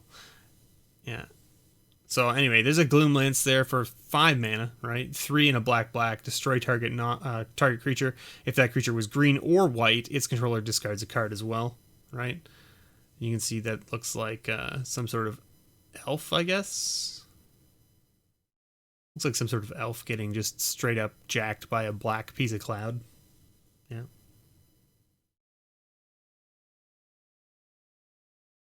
Right? You recognize things that in Shadowmoor that were all nice and lovely in Lorwyn, yeah.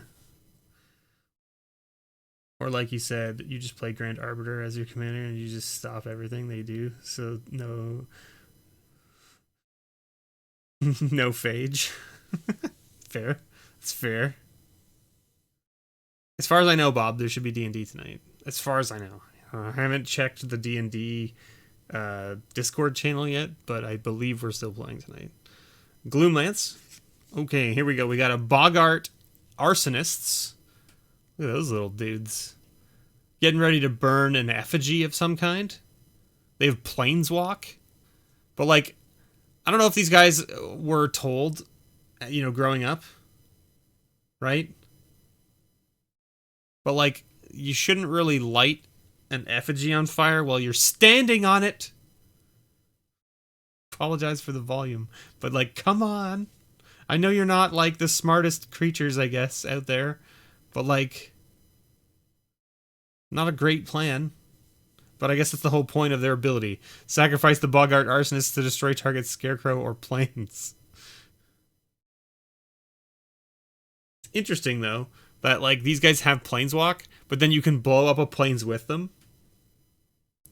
It's the Goblin way, Mr. V. Shenanigans. All right, Jonathan, have a good time. Stay safe, friend. We've got Raven's Run Dragoon. Look at this. That's gorgeous.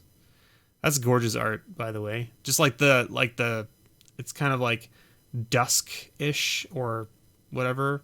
I can never really tell if it's like you kind of get the same look from sunset or sunrise. Do you know what I mean? When it comes to this kind of stuff. So I can't tell which one it is, but it's like that sort of like setting sun, and you get that kind of like glare off of things in the distance, and like you get like the really bright color down here and then like fading as it goes up, and you get a lot more shadows and stuff.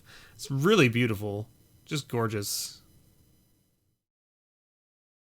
So, Raven Runs Dragoon can't be blocked by black creatures. There you go. And hybrid mana, right? The good old hybrid mana.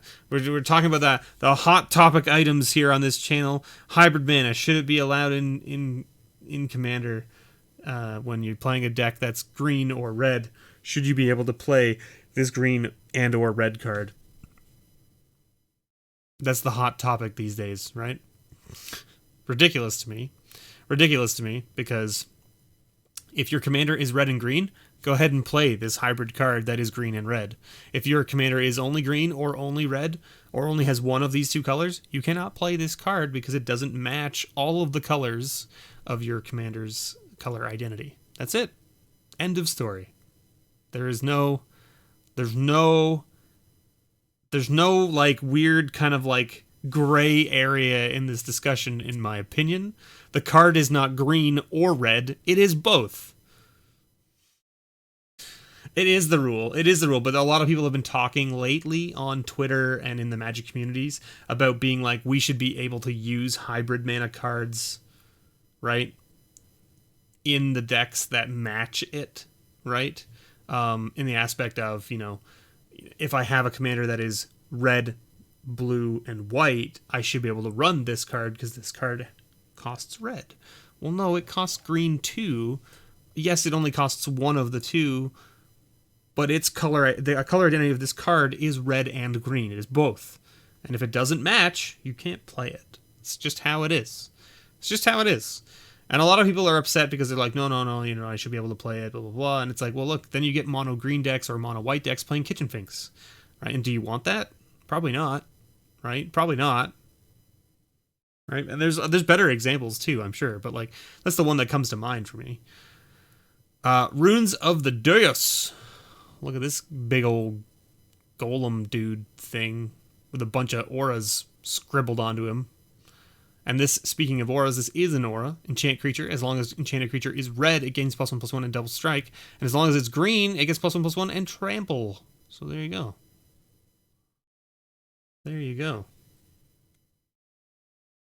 Shout out to your homeboy Deus of Calamity. All right. Another hybrid mana. We got a whole bunch of hybrid mana cards here in a row. We've got a medicine runner, little elf cleric. Where are its legs? Do you see legs? I don't see legs.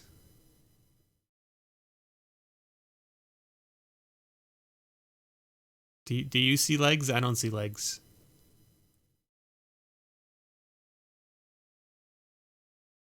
I do not see any legs on this card. When Medicine Runner comes into play, you may remove a counter from target permanent. Like, is that a leg? Is that a leg? It doesn't really look like a leg. Yeah, the knees tucked in is like definitely what is probably going on, but it looks really strange. Set is full of hybrids. That's right. Get legs, dang it. Elvish healers carry vials of the balm known as Dawn Glow, reserving it for those wounds that herbs cannot treat. There you go. That's a cool little like weird like book satchel thing that the guy's got there. I'm assuming that's what they carry all the vials in. Very nice. Imagine they got the girl without legs to become their medicine runner. I mean, I guess, right? We've got a Kin Scare Harpoonist? Kinskar Harpoonist? Is that how you pronounce that? I don't even know. 4 mana. Oh, it's in an airship. I was like, how does it have flying? It looks like these things don't have wings. And then I was like, oh, it's in an airship. That's a weird looking airship. And I like how it like technically, so this is the Harpoonist, but it's like, does the Harpoonist have flying, or is the Harpoonist just kind of like attached to this other dude's flying ship? Right? That's what it looks like. Flying 2/2. When it attacks, you may have target creature lose flying until end of turn. Interesting. So it grounds another creature when it attacks. Really interesting looking art, though. Like, what is this balloon made of? It looks like some sort of like leather or cloth, right? But then it's like got like, almost looks like wood braces around it, which would like not be ideal for a flying machine of this type, I don't believe. But then again, I mean, who am I to say? It is Magic after all. And then like, what is he attached in? He's like in some sort of like weird harness thing. Like what like how is this person balancing in this weird hoop harness and not falling face first with this giant harpoon in hand? It's made of the skin of their enemies. Oh my god, look, there's Larry's face. It's just like staring down at you from the balloon.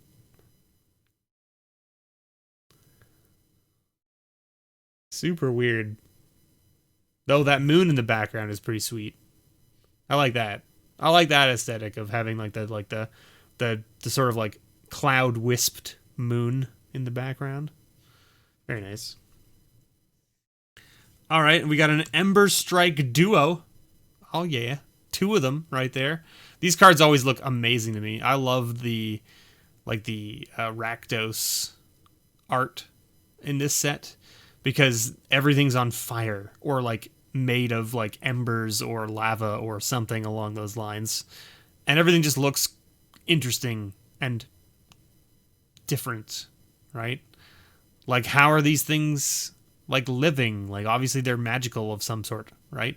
I mean, like, how, there's no way if they're not magical, right? They've got to be some sort of magic holding them together, right? So it's a 1/1 for 2, 1 in a hybrid black-red. And it says, whenever you play a black spell, Ember Strike Duo it gets +1/+1 until end of turn, or whenever you play a red spell, it gains first strike until end of turn. Very nice. Again, I didn't play much during this time slot, so. You love the look of Ashling in this set? Yeah. Same kind of idea, right? Same sort of aesthetic. That's probably the card you would like most. All right. We got Barrington Medic. The Kithkins were heavy in this set, right? If I remember correctly. So you got a 5 mana cleric there. I don't know what he's pouring out of this vial, but I mean, the look on his face makes me think that it's not good, whatever it is. So it's an 0/4. It says prevent the next 1 damage that would be dealt to target creature or player this turn. Put a -1/-1 counter on Barrington Medic. Untap Barrington Medic. So you can make him smaller to be able to tap to prevent another damage. It's kind of weird. But like at the same, like look at those eyes though.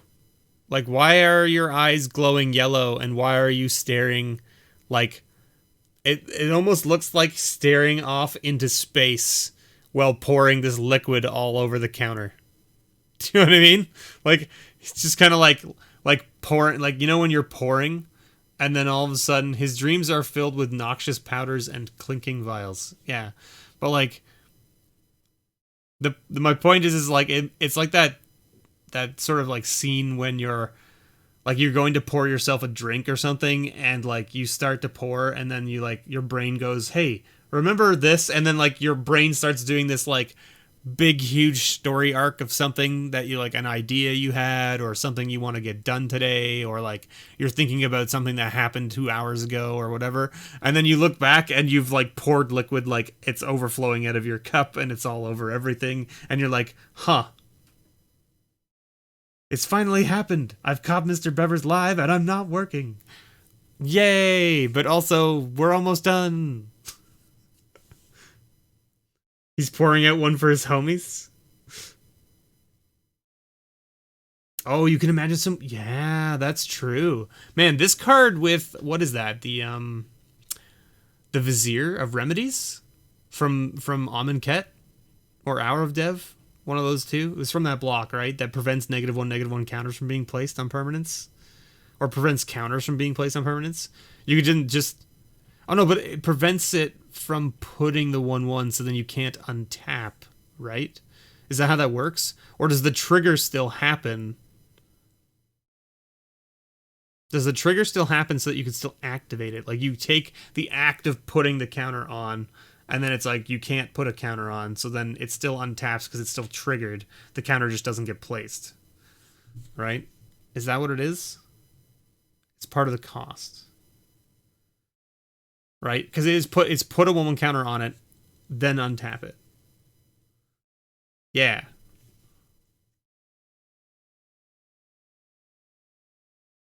Right? Because if it was the other way around, if it was untap Baron Medic, put a -1/-1 counter on him, then it would work the way you want it to. Because you're untapping him as the activation. Yeah, you can't pay the cost, so it doesn't work. Right? Yeah.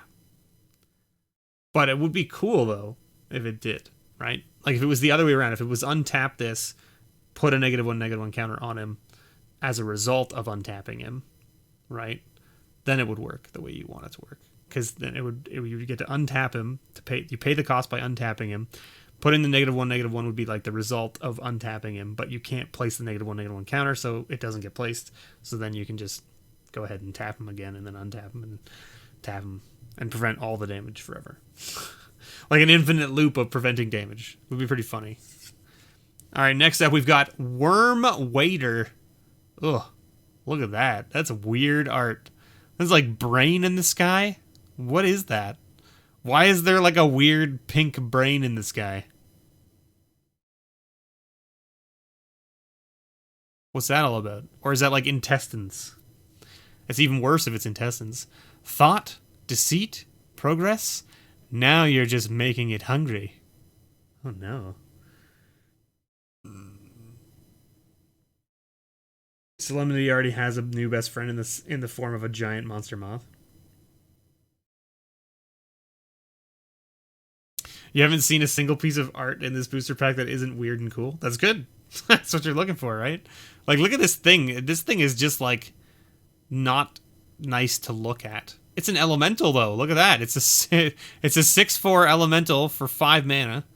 It says it can't attack or block. It can't attack unless defending player controls a blue permanent.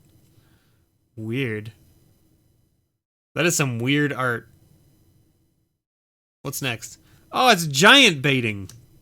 You know, it's that thing that people do. Getting baited. Right? Oh, sorry, giant baited. Yeah, that's right. Put a 4/4 red and green giant warrior creature token with haste into play. Remove it from the game at the end of turn. And Conspire is, as you play this spell, you may tap 2 untapped creatures you control that share a color with it. When you do, copy it. So it lets you do it twice, which is weird and interesting. And like that giant is looking pretty angry with these dudes that are essentially running away from where I assume it thought they were trapped. Right? Or is that dude actually still in that cage? That dude looks like it might still be in the cage. Yep. Could you possibly do it 10 times with Wart the Raid Mother deck? Well, you can only do the Conspire once, right? Oh, the cow is in the cage. And the guys are pulling the cow. Oh, so they are. I didn't even see the cow. But yes, there is a cow there. You are correct. And the dudes are pulling the cow in the cage. Interesting. That is super weird. But I mean, I guess that's how you bait a giant, I guess, right? But yeah, you can't, but you can conspire on the copy? I don't know. I don't know if that works. I don't know if conspire allows you to copy it again. Can you copy a conspire copy? Let's see. A copy created with conspire will have a conspire ability itself. However, since that copy wasn't cast, its conspire ability will not trigger. There you go. So no.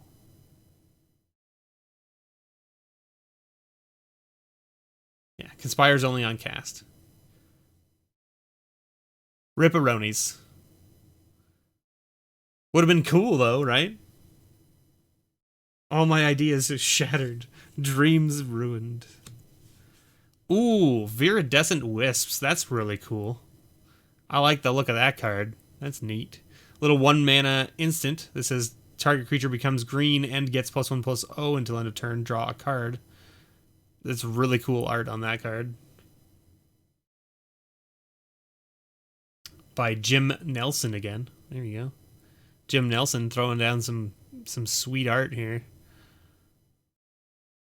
I really enjoy the sort of aesthetic of the creature being sort of in the forest with all the vines around it and these wisps coming out and being like, you are part of us now. You are now green. Enjoy. Bathe in the light. Let the forest rejuvenate you. Really cool. Really cool looking.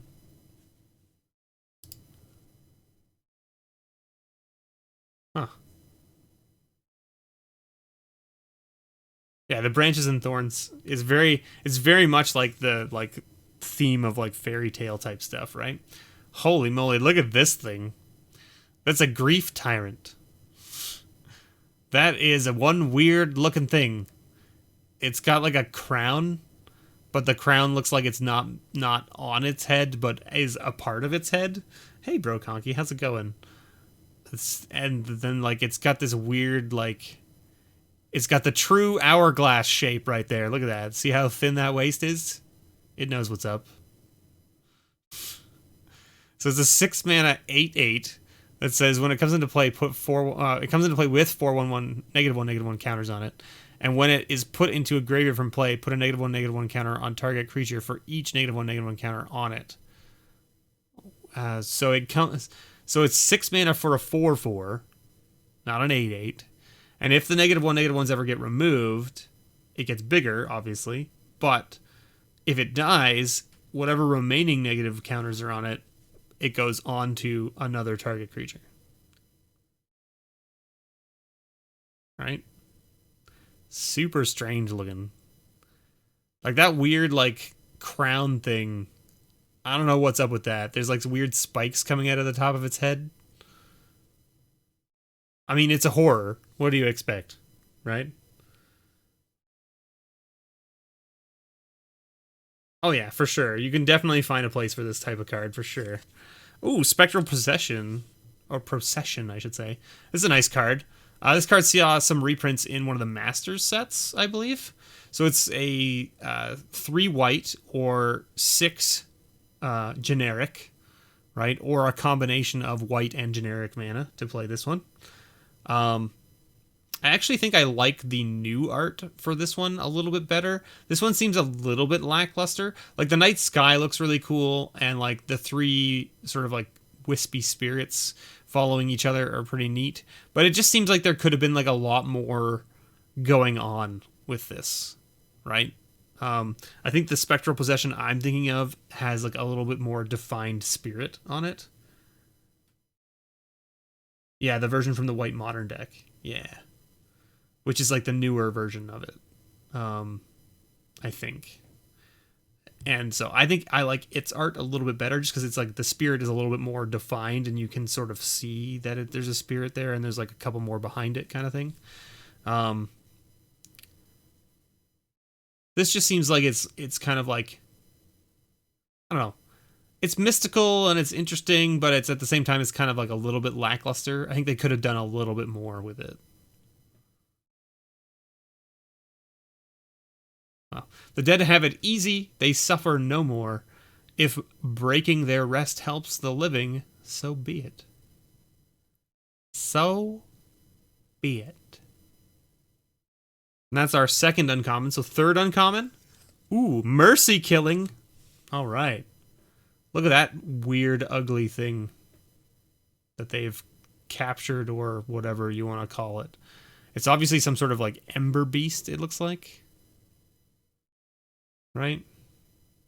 We will give you the peace you seek, though you may not yet know you seek it. That's the quote on the bottom of the card. 3 mana. Target creature controls sacrifices it, then puts X 1/1 green and white elf warrior creature tokens into play, where X is the creature's power. Interesting.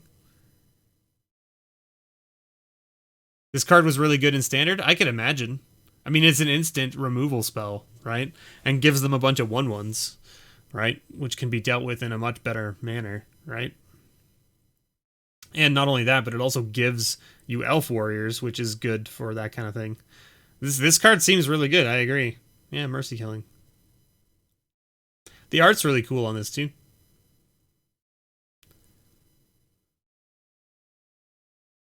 But I mean, the art aesthetic in all of this set was very nice. All right, we're on the rare.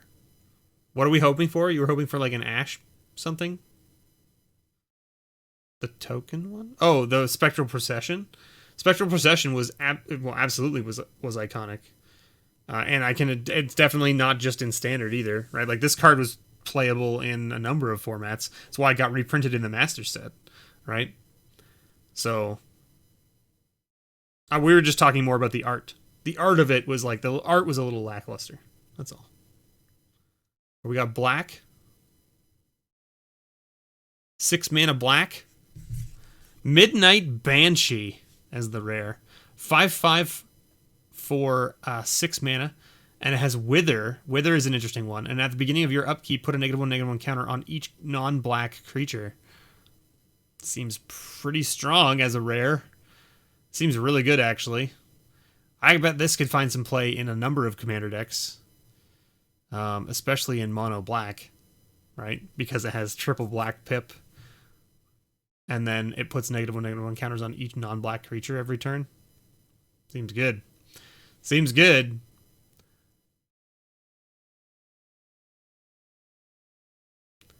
And I mean, like, the art on this is pretty sweet, too. It's like it's like a battlefield, and, like, it's just all, like, the ruins of a battlefield, essentially. So you can see all, like, the spears and flags and stuff sticking up out of all, like, the corpses. That sounds like such a pain to deal with, right? Imagine that in an Atraxa deck. Oh, God. Oh, God. And a token. There's the elf token. The nice Lorwyn elf token. Or I guess Shadowmoor elf token. There you go. It's in Hapatra, -1/-1 snakes. Yeah, but the snakes are green though, right? Aren't they green? So then all your snakes would get wrecked. All your snakes would get just massacred. Right? Because they're not green-black snakes, right? You still feel like this game's land cards don't get the respect they deserve? Yeah. So Green Man 86. This was Surge Hunter's packs that he paid for from Moz Magic here around me, and I picked up a bunch of packs basically in the price range of the amount that he pledged on the Patreon, and then he asked me to basically show off the art for each card from each pack. So we've been streaming for about 2.5 hours now. If you want to see a long look through all the art of these cards from these 5 packs, 2.5 hours of video right here of talking about the art and just sort of having a good time talking about you know, what it is, like, because some of the art is pretty weird and hilarious, right? Kill your snakes, but you get new snakes to replace the snakes you just lost. I mean, I guess that's true, right? But the snakes will never get to attack then, right? Because they die every turn. So they're just basically there as blockers or fodder for other sacrifice engines and stuff like that. I'm glad that you believe that you got your money's worth, Surge Hunter. I'm super happy about that. You definitely got some sweet cards. You got that Phage you wanted, and you got some really cool art out of this 6th edition pack. Had some really cool art in it that I had never seen, right? Like this Stream of Life, I had never seen this before. This Raise the Dead I had never seen before. Really, really cool. This Stone Rain is absolutely gorgeous. This Remove Soul, I had never seen this art before for Remove Soul. This Elven Cache. And this Lorwyn, Land of War Elves. Yeah. Thanks for sticking around, Mo. I know it was a long haul. It was a long haul video. Thank you all so much for watching. And thank you, Surge Hunter. Yes, thank you so much, Surge Hunter, for, you know, being a patron and supporting the channel. I really appreciate it. Mo really appreciates it. And thank you all out there for watching. Thanks for hanging out for the 2.5 hours that we did. This was a long stream for 5 packs. So, you know, stay tuned, and we'll be doing, if Surge Hunter stays on next month, he'll get another number of packs that are going to be old and different. I probably won't do the same 5 packs. Unless specifically, Surge Hunter, you say you want a pack of this. You know what I mean? In the packs that I can get for you with the value, just let me know, right? Like if you want another 6th edition pack, happy to do it again next month. But I'll try to mix it up. You know what I mean? I'll try to mix it up and pick up some other packs of different eras and all that kind of stuff. So thank you so much, everyone, for watching. I have been your host, MrBevers. This has been brought to you by Moz Magic and Surge Hunter. Thank you so much for your support, guys. I really appreciate it. Surge Hunter, I'm going to get this all packed up for you and put them a Lorwyn pack next time. Sure, absolutely. We can definitely do that. So I'm going to get this all packed up into some baggies here for you and get it marked so that I know it's yours. Again, I'm not going to be shipping this out to you just yet because of the stuff going overseas right now in Canada is not really a thing that is working out at the moment. So I'm just going to put them into baggies here for you, and I'm going to put your name on it so that I know that it's your stuff, and then I'll get it filed away here with the other patron stuff, so that way it is in a good place. And there you go. And don't worry, I'll make sure that the stuff that's in here gets sleeved up properly so that the cards don't get damaged in transit and that kind of stuff. I'm just putting them in here now so that I don't lose track of them.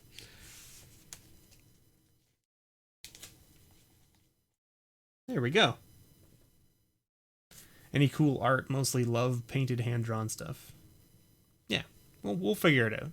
A Lorwyn pack for sure, and then we'll figure it out. There's other packs we can grab. Mo has lots of stuff. All the way back to the dark, basically, right? So, lots of things. Yes. Thank you so much, everyone. If you could ever look up a card, it would be Horrible Hordes. It's the most underrated card ever. Okay, I'll look it up later, Green Man. Anyway, I gotta sign off because it's time for dinner. So have yourselves a wonderful night, evening, whatever. And, you know, there was a video I posted today specifically around my patrons and patron pile stuff because I'm not really doing the One of Everything Wednesday series anymore due to, you know, shops being closed and stuff and not doing a lot of traveling around to shops myself. I found another way to add some stuff to the patron pile every month. So that series will continue. It was supposed to go out on Wednesday, and I forgot to schedule it to go out, so I put it live today just before this stream. So go check that out as well if you're a patron and you want to check out what got added. That video's got some stuff that was being added this week or this month. And then I have another video that will go live probably tomorrow that was actually supposed to be today's video that I didn't put live because it was there was just that the video from Wednesday referenced the video that was supposed to go live today and whatever. Anyway, thank you so much, everyone, for watching. Hope you have a wonderful day. And as always, may your pulls ever be better.